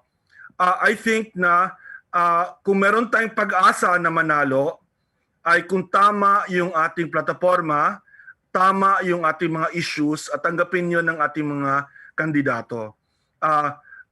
I don't believe in populist leaders, but I believe in popular ideas. Popular, ibig sabihin, pro-people ideas. Ni minsan pa tayo nagkaroon ng kandidato, wala pa tayong kandidato sa tingin ko na wala pa tayong presidente na tunay na nagsaside sa batayang sektor, halimbawa, no? Sometimes meron ka mga presidente na magagawa ng mabuti dito o dyan, pero yung kabuuhan talaga, dahil sa plataforma nila wala naman. Napakahalaga na ilabas yung plataforma ng maaga. Sa tingin ko, condition dapat din yon ng sambayan na yung presidential candidate at VP candidate at senatorial candidates ay tanggapin yung mga lalabas na plataforma dun sa mga talakayang ginagawa ng sambayan. Otherwise, parang useless, parang token lang yung ating consultations, di ba? Pangalawa, gusto ko rin mag-comment dun sa proseso ng pagpili ng kandidato. I mean, maganda yung mga katangian at maganda naman yung steps. Po sa tingin ko may isang missing aspect dito. Kahit paano, sa tingin ko winnability, importante din yon i-assess. At sa tingin ko baka maganda na meron tayong customized polling gagawin dito. I mean, using right now hindi tayo makaka-rely for strategy dun sa usual na polling na ginagawa ng mga traditional na polling organizations. Mukha nga yung SWS hindi sila naglalabas ng mga ratings na ngayon. I mean, ewan ko kung later in the future lalabas sila. Yung nandiyan naman yung Pulse Asia. By the way, I believe in the methodologies of those, no? Kasi talaga naman pinag-aaralan ko yon at nakita ko naman na generally those are global standards na sinusunod nila. But hindi siya pwede yung ganong klaseng polling lang for a candidates. Kailangan customized. Saan ba tayo weak? Bakit ba yung ilan sa ating mga kandidato ay gaano kagaling sila? Bakit ang baba pa rin nila? Bakit merong anong effectivity ng trolls? Paano kalabanin yon? You need scientific surveys also for that. Hindi kaya yan ng internet polling lang. Otherwise, pupunta tayo sa eleksyon na bulag, no? We go to the elections blind. So yun lang yung dagdag ko dun sa proseso that between now and October, kasi naman, agree din ako paring Bert, dahan-dahan lang, hindi naman kailangan right away.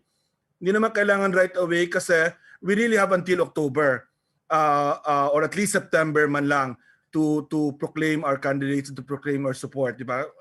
So sana magkaroon tayo ng scientificong proseso din ng pag-intindi ng weaknesses, ng opportunities, at anong pwedeng gawing campaign strategy to make those win, no? Kasi kahit napakaganda yung agenda natin, kung yung personalities naman, di ba, for some reason or another, hindi natin siya mauurong, may ceiling siya ng support, baka sayang lang din yung effort. So I think importante yung scientific process for doing that, no?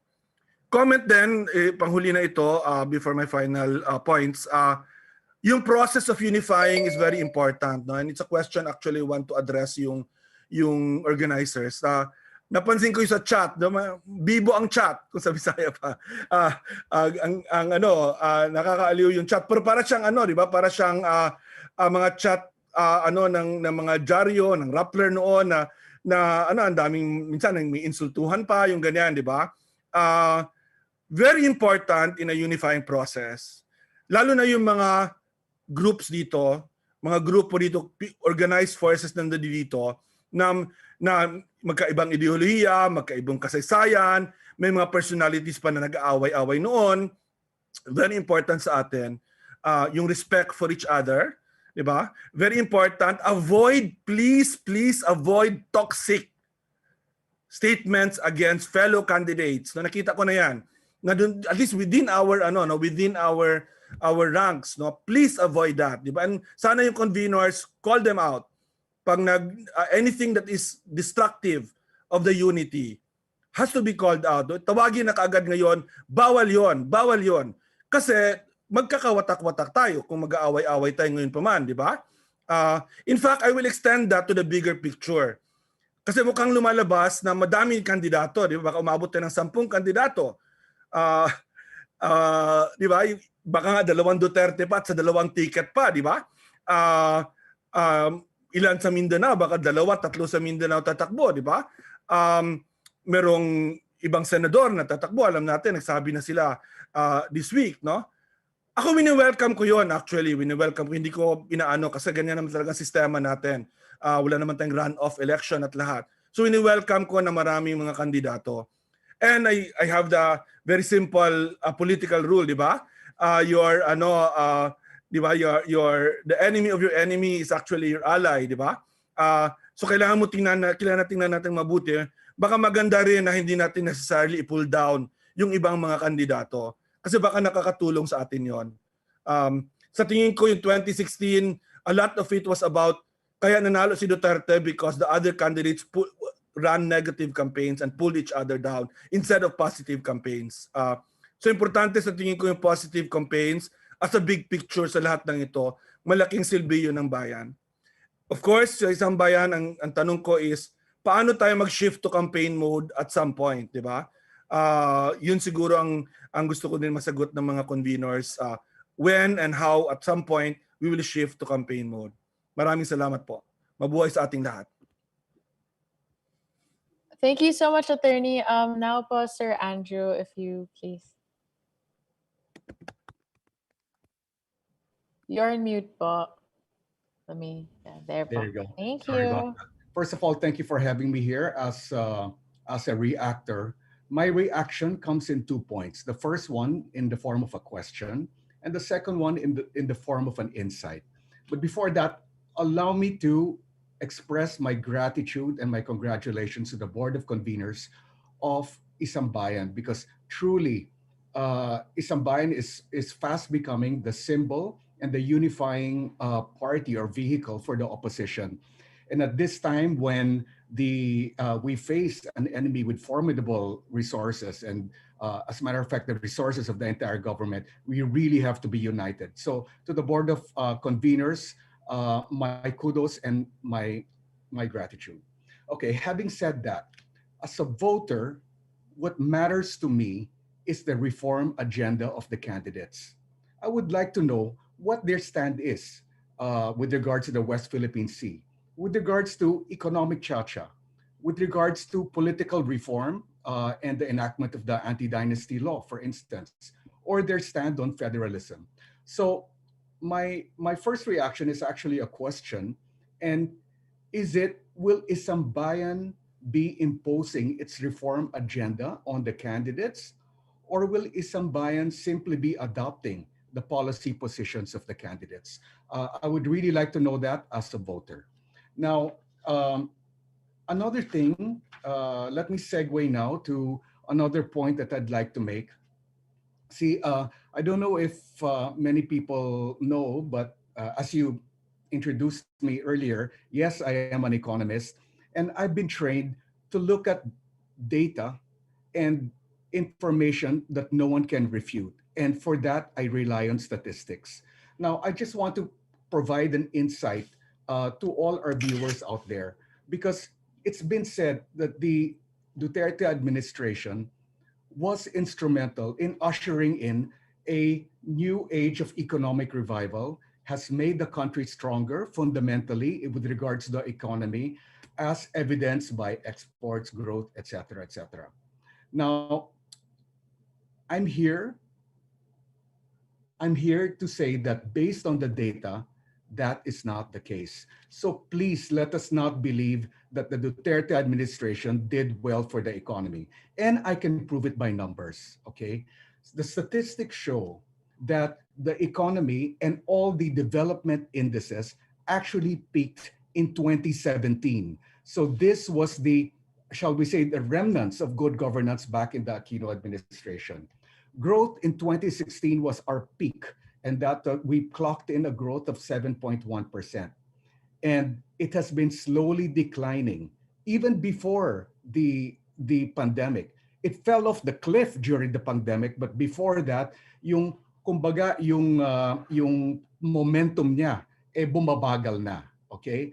And the same is true for foreign direct investments, was at its peak in 2017 and decelerated after. Now, I think I cannot not talk about the economy without mentioning the trade deficit, because this is a time bomb that we are not really talking about, but it's something that we must confront. Okay, when in the height of the Aquino, how should we say, good governance of the Aquino administration, when investments were coming in, our trade deficit was at a measly, and I say measly, 11.5 billion. In other words, the dollars going out versus the dollars going in, ang deficit lang was 11.5 billion, okay? Fast forward, pre-pandemic, 2019, and the trade deficit had ballooned to 46.3 billion. This is not as an economist, this is not comfortable for me, okay? And it gives credence to another fundamental problem, that during the Duterte administration, they fueled growth through spending, not through production. At para sa akin, that is very, very alarming. Okay, that's very alarming, because we cannot import all our needs without exporting the corresponding amount. We will face a currency crisis if we go down this road. So So I just wanted to share that to the whole, to all our viewers. Kasi nga, niyayabang ng Duterte administration na they have done well by the economy. But that is really not the case, and the numbers prove it. And my last point is this. We're all governed. The community of nations are governed by development indices. In other words, all of us are trying to climb the different levels of development indices. And even here, makikita nyo talaga na nag-peak tayo in 2017 and it's been downhill ever since. And I'll name the development indices. One is the World Economic Forum Competitiveness Index. We've tumbled significantly. I have the numbers there. You can message me later on. But for the interest of time, let me just tell you the indices where bumagsak ang Pilipinas, no? So, World Economic Forum Competitiveness Index, which is the parang motherhood, strength of the economy. We've tumbled in ease in doing business tremendously in 2018, pero naka-recover naman ng konti in 2019. We've tumbled in corruption perception massively. We've tumbled in rule of law and justice system. We've fallen in global innovation index. We've fallen in global peace and order. We've fallen in economic freedom. We've plunged in information technology, and we've plunged in gender equality. So ano ba yan? Lahat na lang ng importanteng development index, imbes na umabante tayo, we're going backwards. And this is what really compelled me to come out as an opposition, because really prior to this, I was, let's just say, I was ambivalent observer, giving this administration a chance. Why not, right? We're all Filipinos, no? But when I saw these things happening, it was too glaring to ignore. And indeed, for the economic data that's coming out, we really need change, because if not, I don't think the country can take another 6 years of a spending economy and not a production economy. It will lead to a currency crisis, and that's the last thing we need at this moment, especially that our economy is on its knees following a double-dip recession. So ayun lang po ang aking reaction for now, and I'm happy to take questions later on. Maraming salamat po. Thank you so much for your reactions, Ms. Maria Ressa, Sir. And hello, Sir. There. Hello. Okay, sorry, my internet is a little bit off at the moment. But yeah, before we move on to the question and answer portion, I'd like to start with a question posed by Ms. Maria Ressa earlier. Ms. Maria, if you could just your question first. First, let me unmute myself. So thank you. And it's great to hear the reactions of both Tony and Andrew. I mean, just to add one point to Tony, which is really part of what's changed our character as a nation, our values, has been technology. And the fact that social media, which here we are, right? We're being live streamed on Facebook as well as, Zoom. Just look at the two different business models. Zoom, each of us pays for it, and we're not being manipulated. Facebook has wider reach, and yet everything that you put into Facebook, everything you post gets put into machine learning, puts it together into a model and knows you better than you know yourself, and you wind up getting insidiously manipulated. Well, we have an administration that has used this. Now we have, Andrew's inspired me to say we have the data, and we've had the data since 2016. And in order to beat these disinformation networks, what we in Rappler called the propaganda machine in 2016, will require real civic engagement, real values. So technology is both a weapon and a tool to manipulate us. It is also something that Isangbayan is going to have to deal with. I asked two questions, and the first question was really about so much of what Isangbayan has done is focused on a mass-based voter, right? Getting people together, getting groups together, but power and money have those who have power and money have largely stayed quiet, and the death by 1,000 cuts of our democracy, of our institutions, what we have seen happen in the past 5 years happen because too many of those who have power and money have stayed quiet.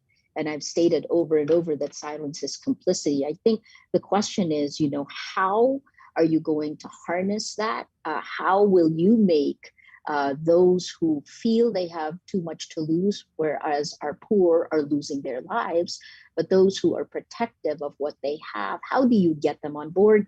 And then the second one was, what will Isangbayan do after choosing the candidates? And that piggybacks off of Andrew's question, which is, are you going to take the policies of the candidates, or will you help shape the policies of the candidates? Justice Carpio. And thank you, first of all, to all the conveners. One more time, I will say that because it takes courage to step up during these times. Ms. Maria, so if you would you like to address this question to Justice Carpio, if that's okay? Yes, please.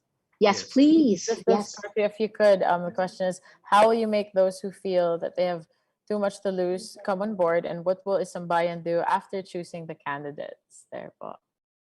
Thank you, Maria, for that question. On your second question, what will Isangbayan do after choosing the candidates? Well, we will take part in the campaign. Of course, the candidates belong to their own political parties. They will have their own political machineries, but we will put up a political machinery for Isangbayan to campaign for the entire election slate of the Isangbayan, from president to the Senate. So we will have our own political machinery, separate from the political machineries of the political parties that compose the Isangbayan. On the platform, we have our own ideas how this country should move forward. We have taken a position on the West Philippine Sea on extrajudicial killings, and we will come out with our position on opening the economy. But we will jointly formulate a final platform together with the candidates, because we have to take into account their positions also. So it will be give and take. We'll have to come out with a common platform after we have chosen them. But we will have our own, we have already our own positions. And of course, we'll have to agree on a unified platform on this. So that's my answer. Thank you. Thank you so much, Justice Carpio. Excuse me. Can I follow up? Just the first question. Yes, that's interesting. There's a second question. Let me answer. On the funding, you're saying that the power and money are with other people. From what I know, because I was part of the political campaign machinery of former President Ramos in 1992, if you have a viable candidate, the big political donors will go to you. And right now, they're not showing their support because we don't have our candidates yet. And if we have a viable candidate, that's when they will show their support. In fact, from what I gather, they're just waiting for us to come out with a viable candidate, because they also they agree with us that we cannot allow another 6 years of the Duterte administration. You have big companies losing their franchises. Manila Water, their contracts, their franchises were just cut off. They won in the arbitration, international arbitration, and they were told you don't get anything, and we will revise your franchise and take it or leave it. That's, businessmen put money based on the agreement with the government that this is the contract, this is the franchise. And the government will just say later on, after they've invested so much, sorry, we're changing everything. That is what businessmen want to avoid. They cannot operate under that condition. They will leave the country if you continue with that. And that's why investments have been going down, because they're worried that their contracts will not be honored. And that's why we will address this issue. We will ensure that due process is followed, because that's in the Constitution. What has happened here is that the president just canceled the franchises of big companies that have invested billions of dollars. And that's a no-no for investors. They will avoid the Philippines if we do not correct this. Thank you.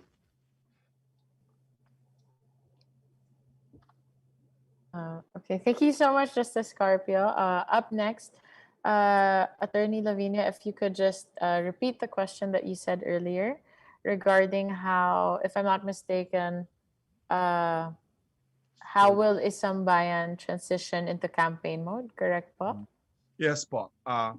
That's the last question. But gusto ko rin sana ma-address yung uh, the issue of winnability, di ba? I know, I mean, we're always saying naman na we have to have a good candidate with all the characters we want, but we also want that candidate obviously to be winnable, di ba? And it's not just winnable in the sense na ngayon winnable ba o hindi, but can we make that candidate winnable? And sa tingin ko, kailangan ng scientific process to determine that. Hindi pwedeng sentimento lang. Hindi pwedeng, marami na sa chat, di ba, I want this, I want that, only this candidate, only that candidate. I really urge everyone to abandon that mentality na only one candidate lang ang pwede. Di ba? At mananalo tayo sa negative campaign against the Duterte candidates. No? Hindi yan mangyayari. So importante, I think, na kung may choices tayo, importante na tanungin natin, how can we make this candidate win, di ba? And that's a scientific process. Hindi yan kuro-kuro, hindi yan instinct. So I was asking if you have to spend 100 million, 500 million, 1 billion, I don't know what it takes now to spend for a presidential campaign. I think 10 million upfront for a really good survey na customized would be very helpful. So yun lang, I wanted a reaction to that. And also then, actually nasagot na ni Justice Carpio yung pag-shift, no? So I'm okay now with that question kasi nasagot na ni Justice Carpio. But I'd like to know what the scientific how scientific polling and campaigning will enter into the picture, lalo in making the decision kung sino yung ating candidate. I'm willing to support. I've said from the very beginning, if the process is right and we came out the right decisions, I'm willing to support, go all the way. No? I'm willing even to lead the campaign work in Mindanao, which will probably be the most difficult, no? Pinakamahirap siguro dito sa kampanyang ito. But I need some scientific di ba, assurance na pinag-isipan natin ito. Di ba? Hindi lang siya na parang kasi gusto natin, kasi ito yung it's on our heart, di ba? I think our minds are also important here as well. Yun lang. Yeah, thank you, Tony, for that question. One of the criteria for choosing the candidate is the capability of the candidate to mount a nationwide campaign to win. That's actually winnability, but we phrased it in another way. It's the capability to mount a nationwide campaign. And another criterion that we're using is we have two kinds of surveys: the online survey, and we commission also traditional surveys of SWS and Pulse Asia, and we are asking the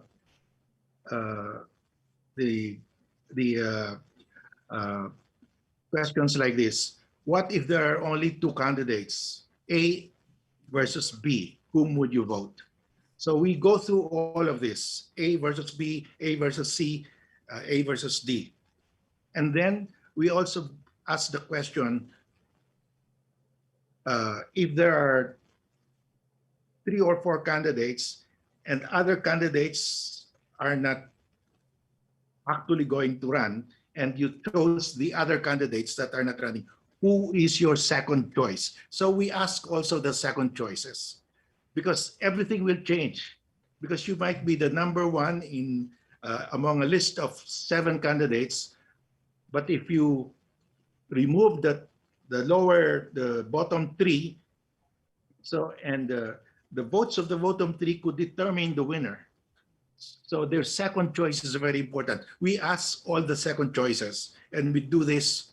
So it's scientific, and we're going through this, and we're doing what you have in mind, Tony. So Thank you. That's very good. we're doing that. Thank you. Ganda yun po. Thank you so much po. Sir Andrew, has your question been answered? The one regarding Isambayan imposing or adopting policies. Are you okay na po Yes, with that? yes, it's been answered. But if I may, I have a follow-up question. Sige po, go ahead po. Yeah. Well, I know that it's loud and clear, no, that Isang will reconcile their platform to that of the candidate. But I'd like to make an input, and I think this is worth a grain of thought, worth something to think about for everybody. And this relates to political reform. And I think the conversation about political reform has to be made at some point or another. And what I'm harping at is there's a serious flaw in the political system of the country, and that is the political elite and the economic elite are one and the same, and this breeds conflict of interest, and this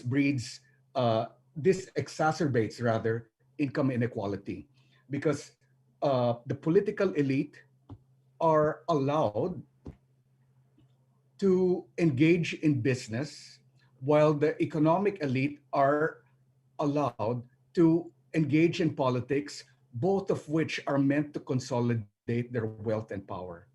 And in other countries, like South Korea, for instance, the political elite and the business elite, their interests are never made to intersect. In other words, they're in fact even meant to mitigate one another.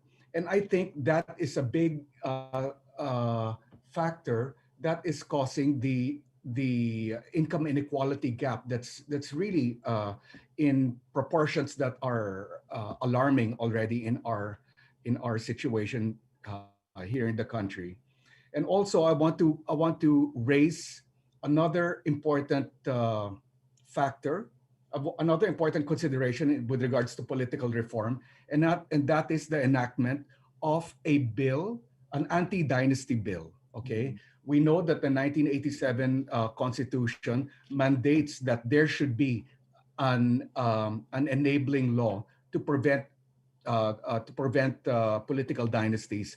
But for the last 35 years, this law was never made. Was never enacted.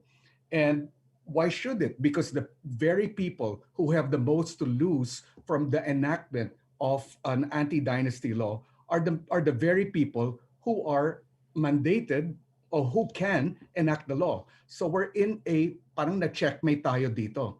So this really, these two areas of political reform are very important to me and to everyone else if we are to move forward in national development. And my question is, does this form part of the agenda of Isambayan? Anyone can answer. Yes po. All the conveners po, if anybody would like to answer lang po. Yeah.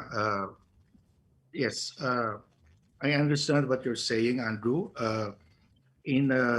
Like in South Korea, the prosecution service is independent, and they can investigate politicians and government officials, and that's why you see their presidents being prosecuted and jailed, because the prosecution service is independent. They are not under the control of the president. Our prosecution service is under the control of the president, and the president is a political animal, and that's the big problem. But we have the ombudsman. The Constitution created an ombudsman who is supposed to be like the independent prosecution service in other countries. But again, it depends on who heads the ombudsman. If you have a head like Justice Conchita Carpio Morales, then you have a strong prosecution service against collusion between politicians and economic interests. But we don't always get an independent and fearless ombudsman, and that's a problem. I'm trying to search the solution within the present constitution, and I think we have to appoint somebody who is independent and fearless as the ombudsman, and who can make the prosecution service independent. And then you can prevent this collusion between the politicians and economic interests. That is the solution, short of a constitutional amendment. Thank you. Thank you also. Thank you so much, Justice Carpio. Our next question is from Mara Cepeda of Rappler, to be answered po sana by Attorney Howie Calleja. So the question is, you had included Manila Mayor Isko Moreno and Senator Nancy Binay among your initial choices for president and vice president nominees. What happened to the talks with them, and why weren't they included in today's list? Did they say no to the coalition? Attorney Howie?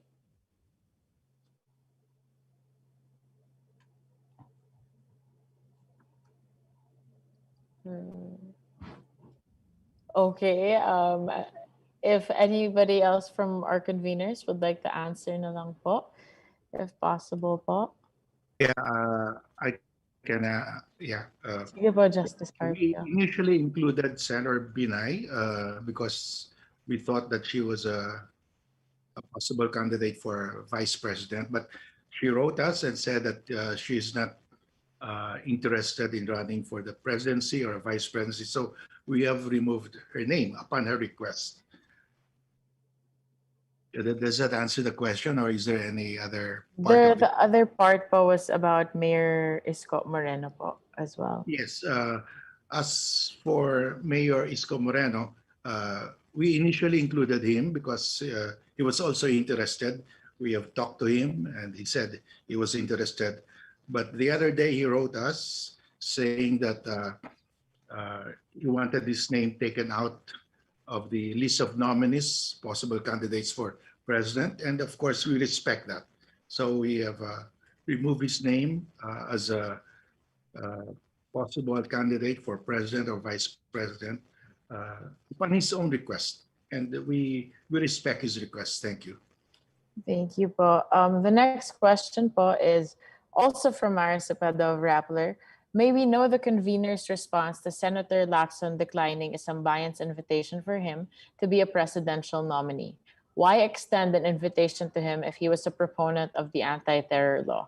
The question is open po to be answered by any of our conveners. I will answer that. Sige po.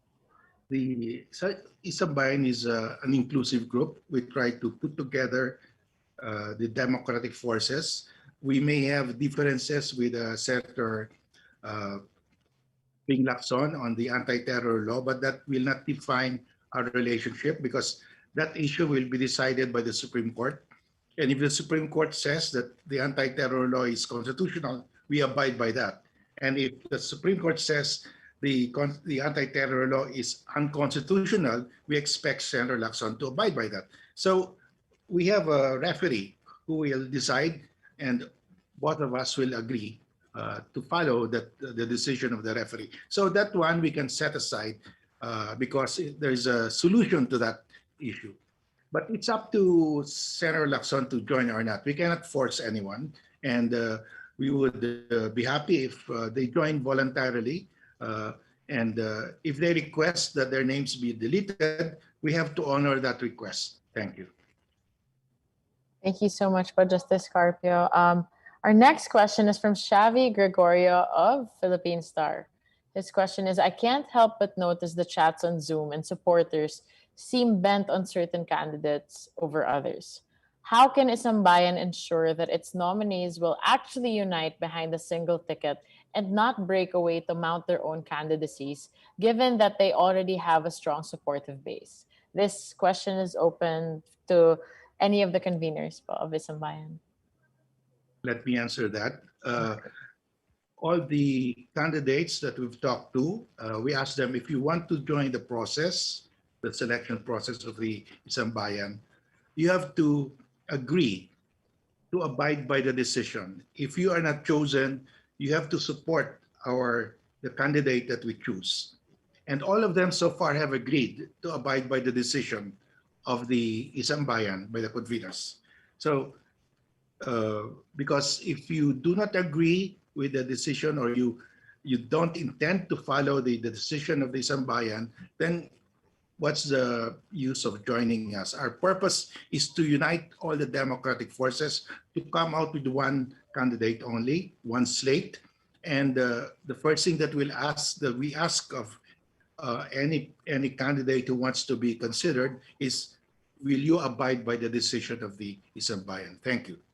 Thank you po. Our next question is from Karen Lema of Reuters. How does Isang-Bayan plan to narrow its list of candidates and end up with one candidate for VP and President? Can you walk us through the process, and what will happen after you have chosen these candidates? Again, open to any of the conveners. Maybe Howie can, Attorney Calleja can answer that. There po, Attorney Calleja.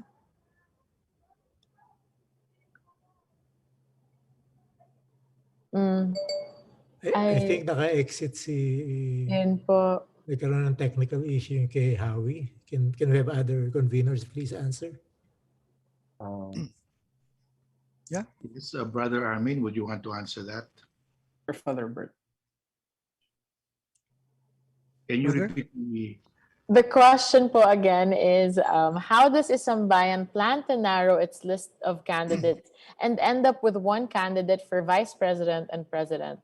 Can you walk us through the process? And what will happen after you have chosen these candidates? Thank you. That's the question. Ganda ang tanong yun. Hello, narinig ho ba ako? Yes po, paring Bert. Hello po. Oo, malagang tanong yan at mahirap din sagutin. Unang-una, magandang ipaliwanag na kailangan natin ng mga data. O yun, importante yun. Pero katulad ng piniliwanag kanina, meron tayong 4 na klaseng data. Isa, yung information na galing mismo sa kandidato. Halimbawa, in-interview natin sila, may sasabihin sila eh. Pangalawa, yung galing sa talakayang bayan at saka sa yung online, yung preference, yung online voting. Tapos siguro yung may mga grupo, meron din silang mga analysis katulad ng ibang pwede ring isama to. Pangatlo, yung mga survey at yung mga analysis na ginagawa ng kung sino-sino mga aral at mga position papers. At ang pang-apat, due diligence. Ngayon, pagsasama-samahin yan, at dito, merong lilitaw. Baka meron dyan, una-una, dun sa pag-interview sa kanila, baka merong umayaw. Sasabihin nila, naku, pagka ganyan na demand, ayoko na. O baka ganon. O di, may bawas na yun. Bawas na. Pangalawa, yung pag pinagsama-sama ito, imi-mirror din yan sa kanila. Hello, merong issue sa iyo, ganito, ganito. Totoo ba to? At pagka malaki yung issue, pwedeng sila mismo magsabi, ayokong limitaw yung issue na yan at buti pa iba na lang piliin. Pero meron naman na, hindi, kaya ko ipaliwanag yan. Tapos sa bandang huli, pag pinagsama-sama na to at may na-double check na natin, ipipresenta ito, bawat isang kandidato merong parang dossier, isang folder. At pag-aaralan to ng conveners group at to some extent, papaliwanag to doon sa General Assembly, yung mga kaalyadong grupo. Mag-uusap yan at kung magkaroon ng consensus, di yun na yun. Kung hindi magkakaroon ng consensus, ipapasa yan sa conveners group. Yung mas kaunti na to, 23. Dito yung pag-uusapan, balitaktakan, at dyan na siguro lilitaw kung sino talaga ang may tamang karakter, pagkatao, merong kakayahan, competence, at merong magandang track record, at handa na rin siyang kumandidato. Meron siyang makinarya na merong lumalaking network ng support groups. Siguro naman, sa kakausap natin ganyan, kaiipon ng mga datos, meron ng lilitaw na mga mas matataas ang score.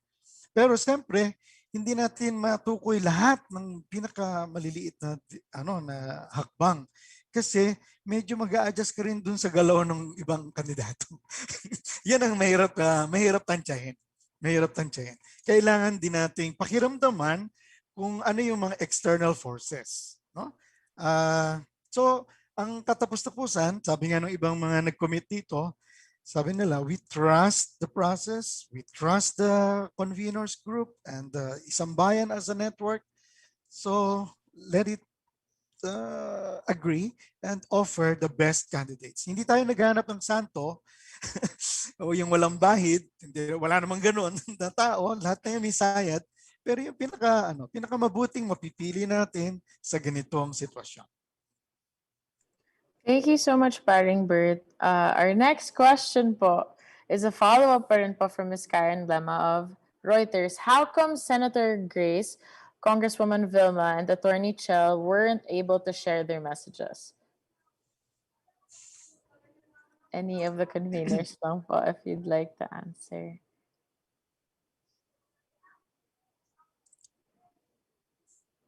Hindi yata umabot. Paring Nahuli lang yata po. Okay po. Mga deadline. Okay po. Next question po is from TV5. For any of the conveners din po. Have you talked with VP Lenny Robredo, Senator Grace Poe, CBAC Rep Brother Eddie Villanueva, Attorney Chel Diokna, and Batangas Rep Vilma Santos Recto, and what are their reactions? Did any one of them actually confirm that they will run for the position? Thank you. There po, any of the conveners lang po.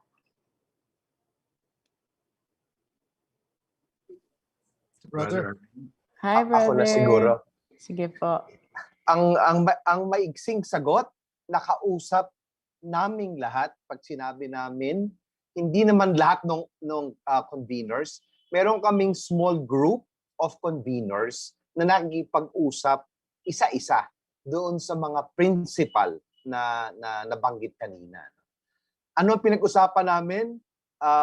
Ang pwede kong sabihin, kasi meron kaming siyempre confessional seal.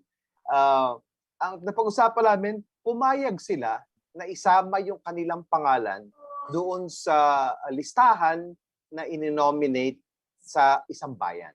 Pangalawa, na pumayag din sila na sila ay sasama at papaloob doon sa proseso na sinusulong ng Isambayan. At pangatlo, hiningi namin sa kanila na kung sino yung mapili doon sa mga nasa listahan, kung pwede nilang suportahan at pwede nilang encourage yung kanilang mga supporters na suportahan din.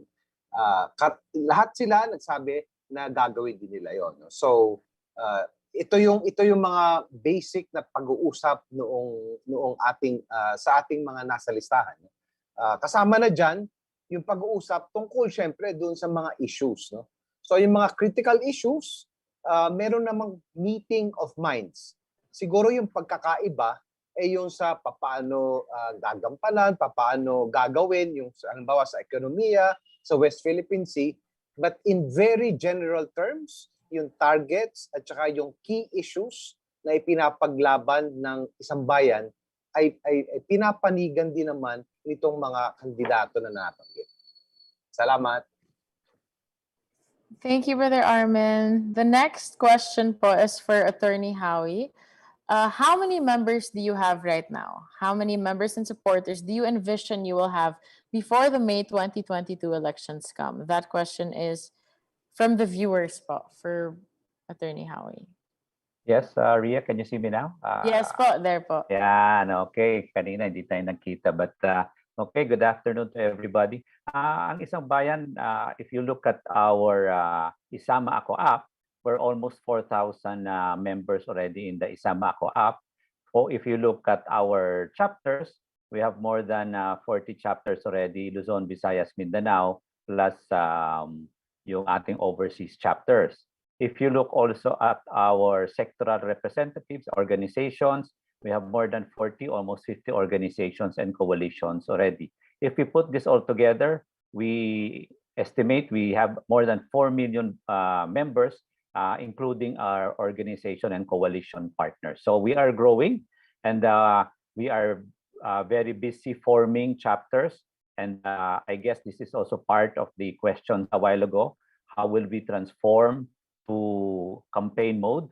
Because we now have chapters grassroots on the grounds, not only Luzon, Visayas, Mindanao, but in most and all provinces, we are already forming. And as I said, we have already formed more than chapters in the country and abroad. Thank you. Thank you po. Attorney Howie, another question po for you. What makes each of the 6 candidates qualify in the Isambayan presidential list? What are the main qualities that you considered? Well, sinabi na atin yung qualifications natin, yung track record, tinignan na most of them have been in public service and private, also in private work. So tinignan po natin yung kanilang track record at nakita natin na ang kanilang track record kumbaga maayos at nasasang-ayon para sa ating suporta at tulong sa mamamayang Pilipino at sa isang bayang Pilipino. Titingnan din natin yung mga sinabi nila o yung character nila. Hindi naman po sila yung mga nagjo-joke-joke o nagsisinungaling. So nakita natin na may isang salita sila, palabra de honor, kaya nakita natin na pwede rin silang masama sa isang bayan. And ang importante dito, Ria, at dun sa ating mga viewers, sumasang-ayon sila sa unity. Sumasang-ayon sila sa inclusiveness, no? Hindi naman sila tayo lang o kami lang. So they agree to the principle of unity. They agree to the principle of respecting and engaging and coming into the process and respecting into the process. So I think that is very important. And we see that they are not only capable, but physically and mentally capable also of running a national campaign. So very important yun, lalo na yung physical health, no? At saka kailangan transparent din. So we see that they are more than capable, but I guess we need also the help of the citizenry, yung ating mamamayan, para tulungan din po mamili ang isang bayan. Salamat po. Salamat, Ria. Thank you po, Attorney. The next question po is addressed to Secretary Alberto Rosario. Did all of the nominees commit to support the Isambayan's choice? You're muted lang po. Yeah. There po. Thank you. The answer is short and sweet. The answer is yes. Thank you po. The next question is from Kyle Atienza of Business World. The next question is, what are the plans of Isambayan to get the support of local leaders? Has the coalition already talked with local politicians and the respective parties? Ms. Etta Rosales, if you could, they want you to answer this question. There po. Okay, thank you. I was actually out of the loop for quite some time. I was only able to get in right now. Look, we launched it March 18. What date is it today? It's June 12, right? So March 18, April 18, May 18, and it's not even 3 months old. So we have talked to some LGUs, we've talked to some barangay captains, and we are just in the period of forming our organizations. Yes, we have tried to talk to some LGUs, but you know something, I think that we have to look at the context of the political climate now.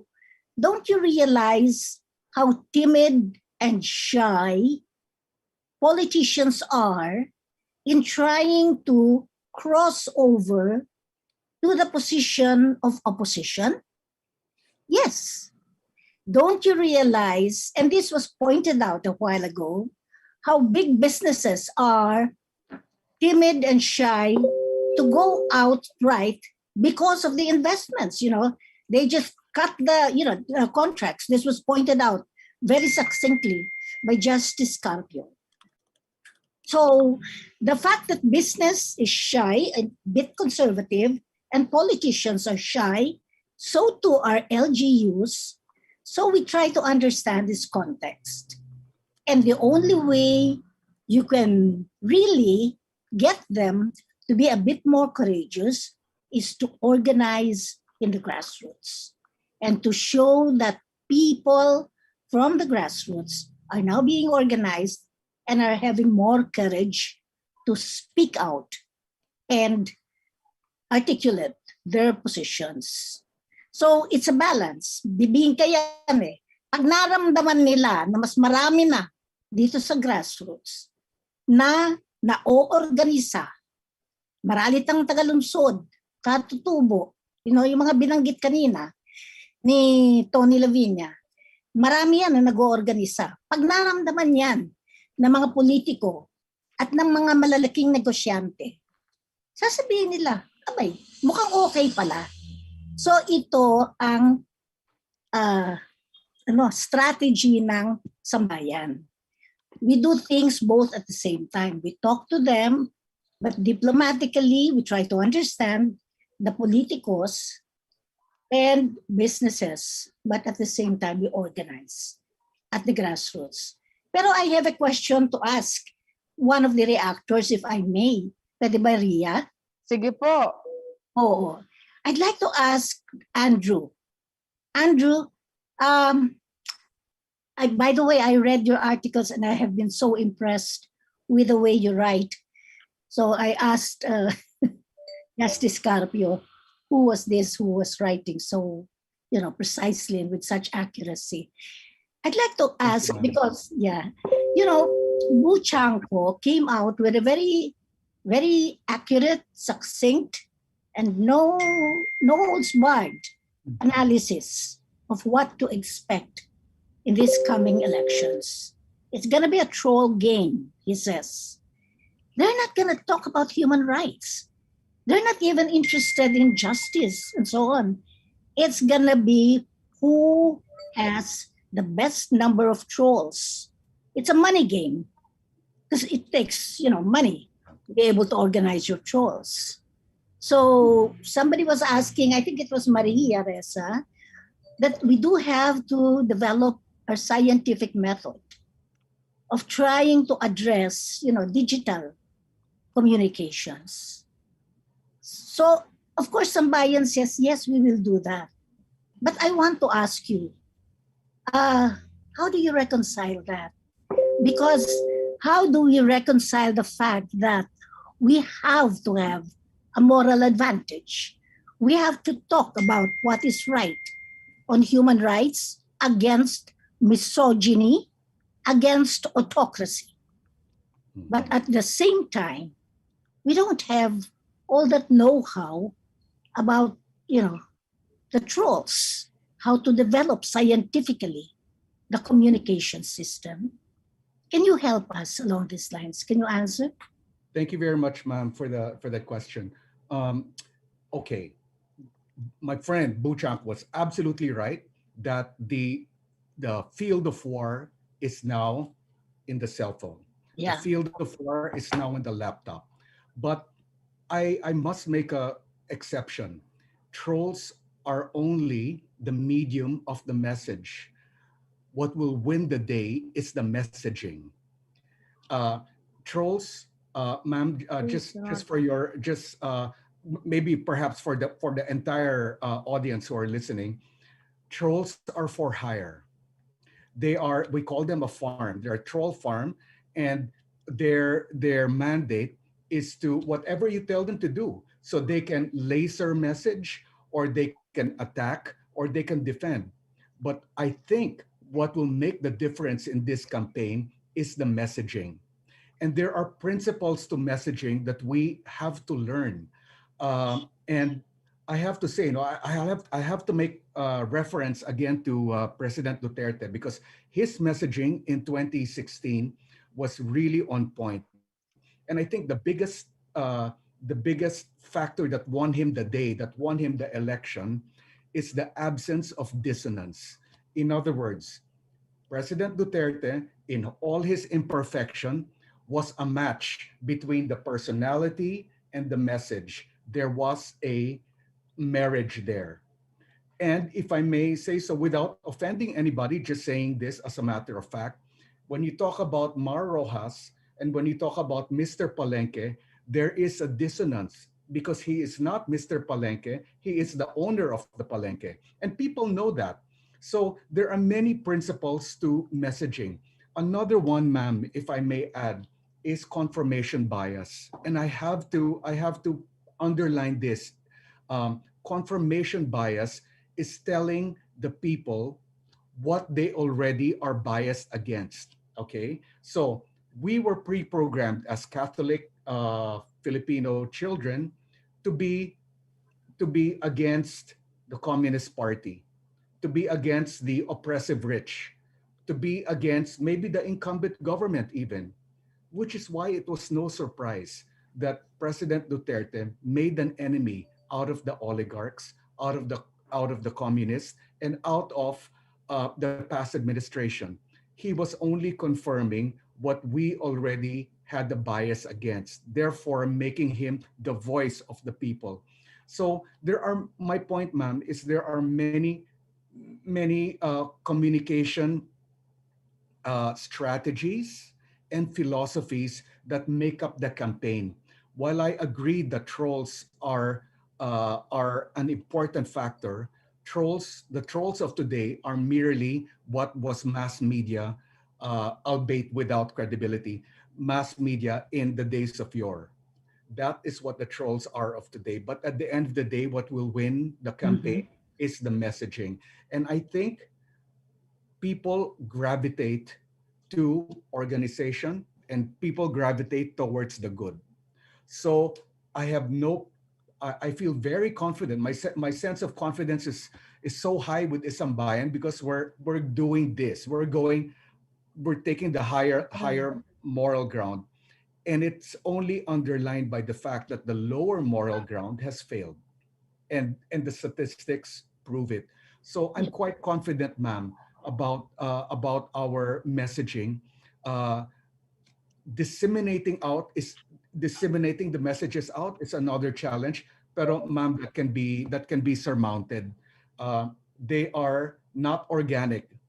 Okay, sorry. The DDS is organic to a certain degree, but they're also funded and organized, which means to say that we cannot do the same. I hope, ma'am, that was a okay explanation po.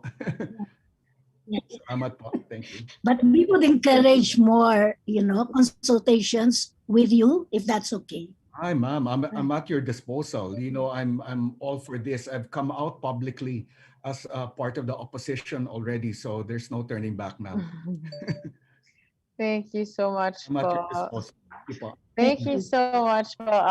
We have our last two questions for this afternoon. The first question is for Ombudsman Conchita Carpio Morales. Do you think COMELEC will be capable of managing the elections, especially with the pandemic also coming into play? We always hope for the best. We have to trust the integrity of the members of the COMELEC, because if we don't, we will be pessimistic. And I still believe that the people who have been appointed as members of the COMELEC would take the pulse of the nation. In other words, they would probably, I'm not very sure though, they would probably take the interest of the many, less in favor of the interest of the few. Thank you. Thank you so much, po. And for our last question for Attorney Howie is, how do you plan to do your campaigns during the pandemic? What if lockdowns happen again? Attorney Howie. Ria, can I also Hello, answer? Ria. Hello, Ria. Yes po. Yes, I'll give you Dean Tony first, then I can answer after. Dean Yes. Tony? Sige po, sige po. No, I was going to answer the same question as Ombudsman Morales. Actually, as important as this partisan work that we're doing in Sambayan is also the work that many other groups are doing to have a COVID safe as well as an honest elections, because those are very important things to do and the work has to begin now.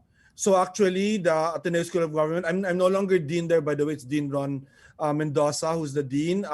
They have actually put up a coalition. It's called Participate, with hundreds already of organizations that are working with COMELEC to get the budget right, so that we have COVID safe campaigns and COVID safe elections. They're thinking about things like limited rallies, limited attendance, and all of that. But we can definitely have a good, robust campaign as well as safe elections, and other countries have shown that that's possible. But it's also something that has to be worked on starting today.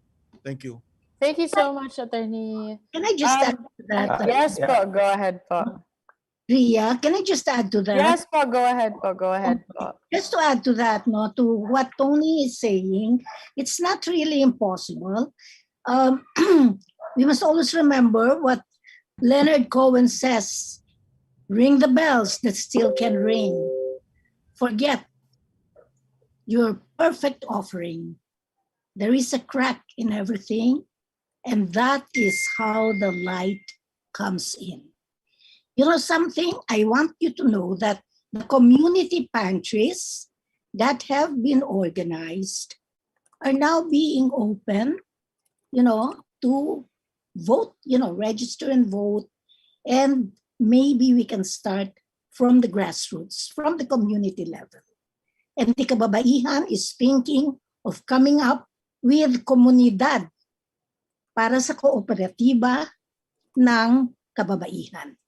So maybe here we can ask the business sector if they are open to helping, even, show us how to develop cooperatives that can guide the kababaihan and the community people on how to register and vote, what to do, and how to organize and understand their issues, so that the electorate, they can be sure to vote and come out with a material base in order to ensure that the votes, collective votes of Sambayan will tilt the balance in favor of the winning candidate. Yun po, you start from the community base. Thank you. Okay, thank you, Ma'am Etta. Thank you, Ria. Attorney Howie, sorry, let me just jump in here, no? If you want to say something, okay? Yeah, I know there's an added question lang po for you before you answer that question. It just came in now. Grace Po just issued a statement that she's not interested to run for president.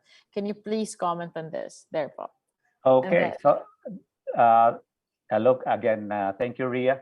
I think our comment to Senator Grace, I think it is clear that she is with us in forming a united opposition, agreeing with the Isang Bayan that we need only one candidate in the 2022 elections, and we respect if she would not like to be under the names of the presidential candidate. But we have also to remember that our list is for both president and vice president, or vice versa. So we must make it clear that whoever can run for vice president may also run for president, and vice versa. So I think if that is her position, then we would respect that, in the same light that we respect also the position of Senator Nancy and Mayor Isko. But then again, it is very clear also in our conversations that they are one in Isang Bayan in forming and agreeing that we only need a solid and one opposition come May 2022. With regards to the campaign, Ria, I think also with the statement of the LGU, LGU is one part of the campaign. Let us make it clear that Isang Bayan will make a new form of a campaign or a better form of a campaign. It will be a people campaign. We have seen that. We have been successful in the Palawan experience where the Palaweños won, the one Palawan won against the 3-in-1, against the machinery, the money of the local governments of Palawan. And here we will duplicate, replicate, and do that on a national level. We have learned it can be done. We can campaign in a pandemic season. Even if we are handicapped by this pandemic season, we can do it online. We can observe social distancing, as we also do house to house and our regular rallies and speaking engagement all around the country. We will not be stopped. We will not be hindered. It will be an obstacle. It will be a challenge that Isang Bayan would be willing to take up. And especially with the help of our youth. We have more than 4 million youth with Isang Bayan, especially headed by our youth representatives. We have 2 youth representatives in the conveners. And I think the youth will be very instrumental in our campaign, in our quest, in our fight for regaining our democracy come 2022. And maybe I would like to, I think one of our youth representatives is here, Ms. Renee, maybe she can add for the participation as we go with the, of course, kasama na yung social media, online participation. I think the youth is very active with that. We have been working with that, and maybe a few words from our youth convener, from Ms. Renee Ko. Renee? Hello. Thank you po, Attorney Howie. And siguro bago po ako magbigay ng ilang mga salita, gusto ko lang din po i-welcome at pasalamatan yung thousands of viewers ng Isang Bayan, Isang Boto na event na to. Meron po tayo, nag-peak ang 2,000 po dito sa Zoom, nagkaroon ng almost 3,000 sa Facebook at sa YouTube. I assume mas marami pong talagang tao. Truly, tinututukan po ng buong Pilipinas yung developments ng Isang Bayan. And we can see this doon po sa mga pinresent natin earlier, kung saan nakapag-form na tayo ng maraming chapters across cities, municipalities, regions, even countries. So ito po yung ginagawa ng Isang Bayan, and ito rin po yung gustong dalhin ng youth in this movement and sa lahat ng endeavors na ginagawa niya for the coming 2022 elections.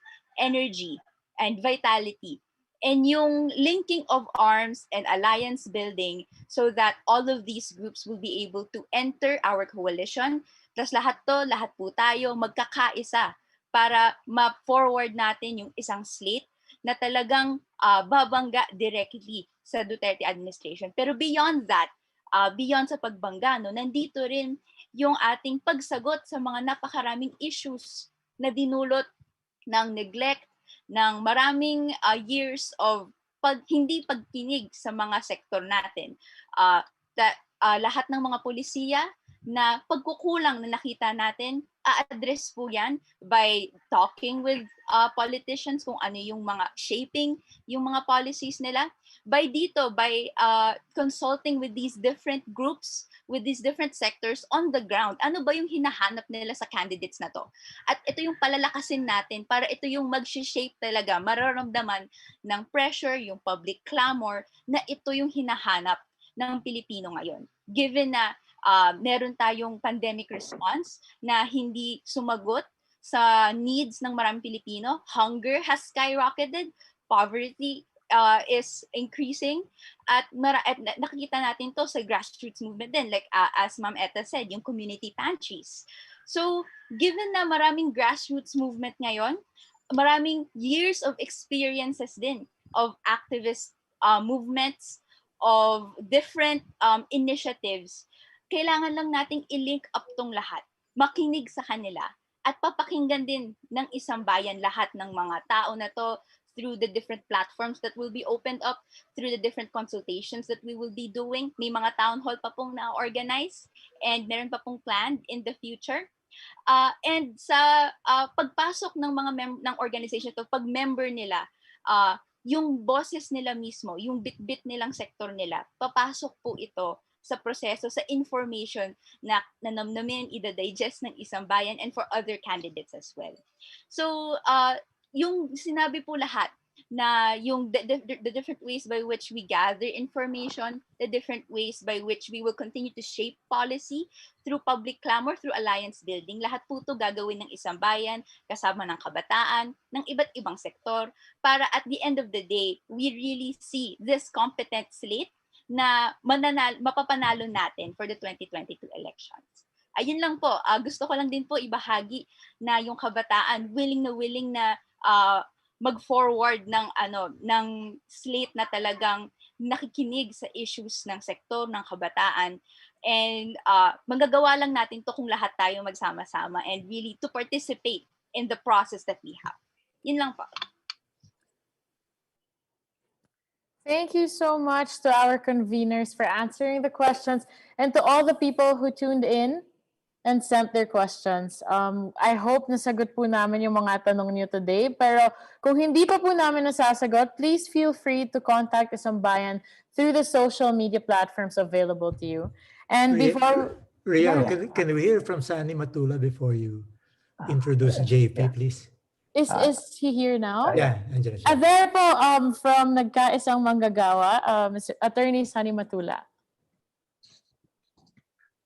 Nakamute lang po, Attorney.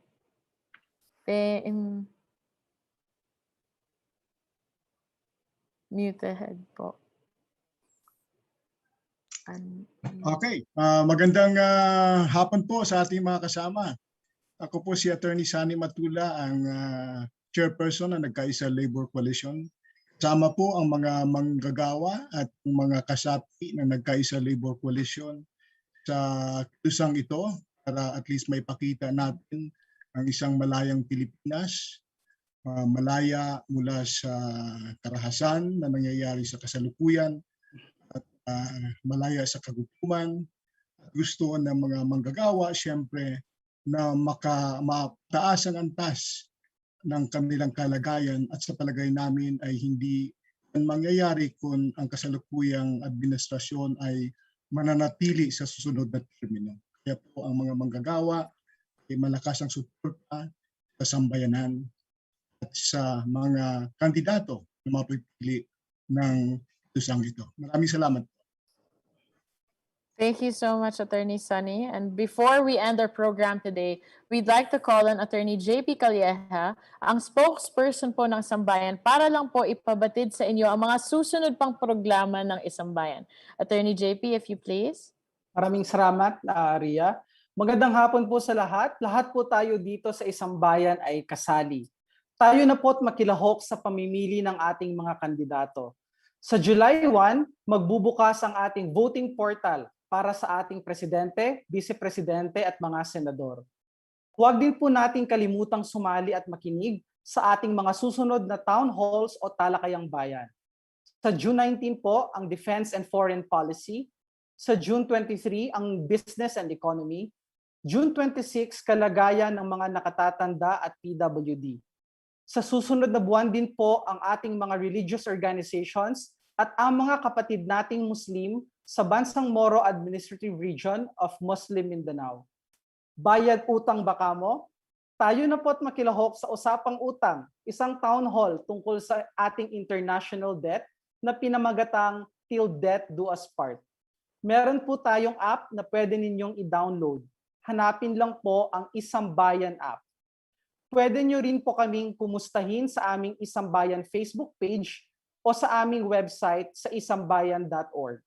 At syempre, abangan po natin ang aming final slate of candidates na tatakbo sa susunod na halalan. Huwag po tayo mawala ng pag-asa. Kung tayo ay magkakaisa, nasa atin din po ang ating solusyon. Tayo na po at mag-isang bayan. Maraming salamat po.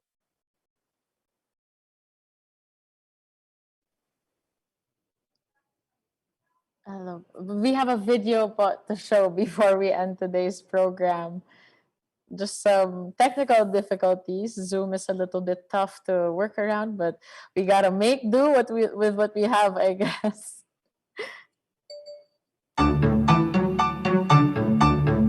There we go.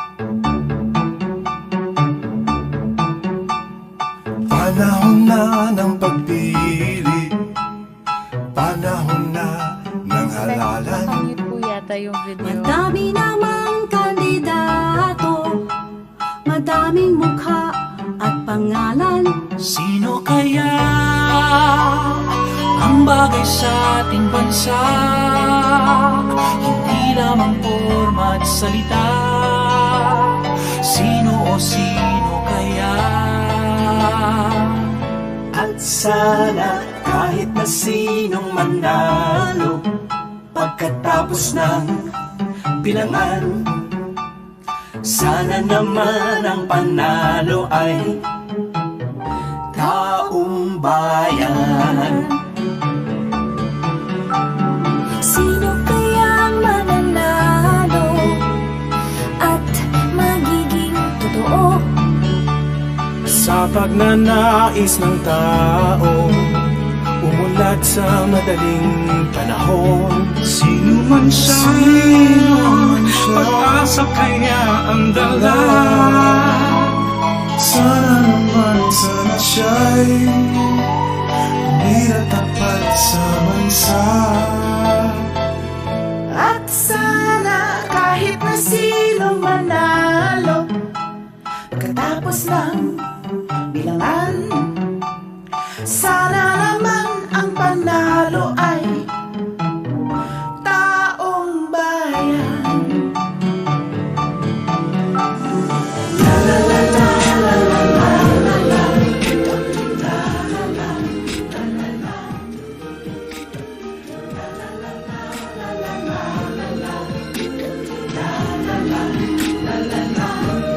Sana naman isipin ang kapakanan ng mga mamamayan, maging gabay sa lipunan.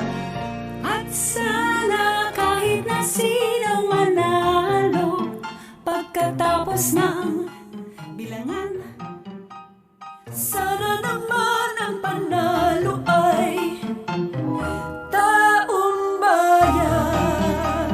Sana naman ang panalo ay taong bayan.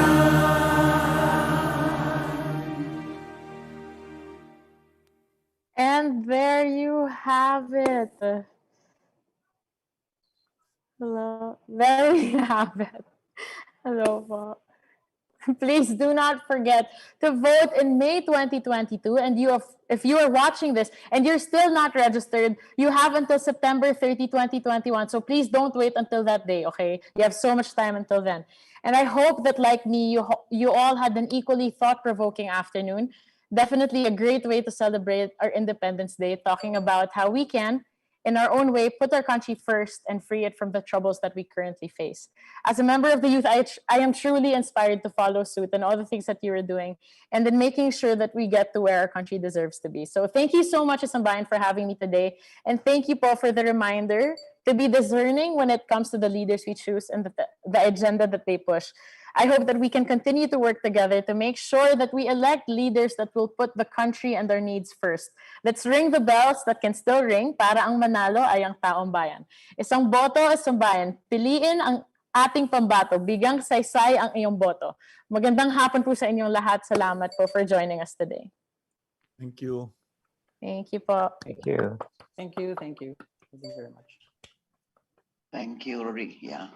Thank you. Hello, conveners. Hello, conveners. Yes. Heidi here. Can we stay? There is an urgent message. Somebody reach out to me. Okay.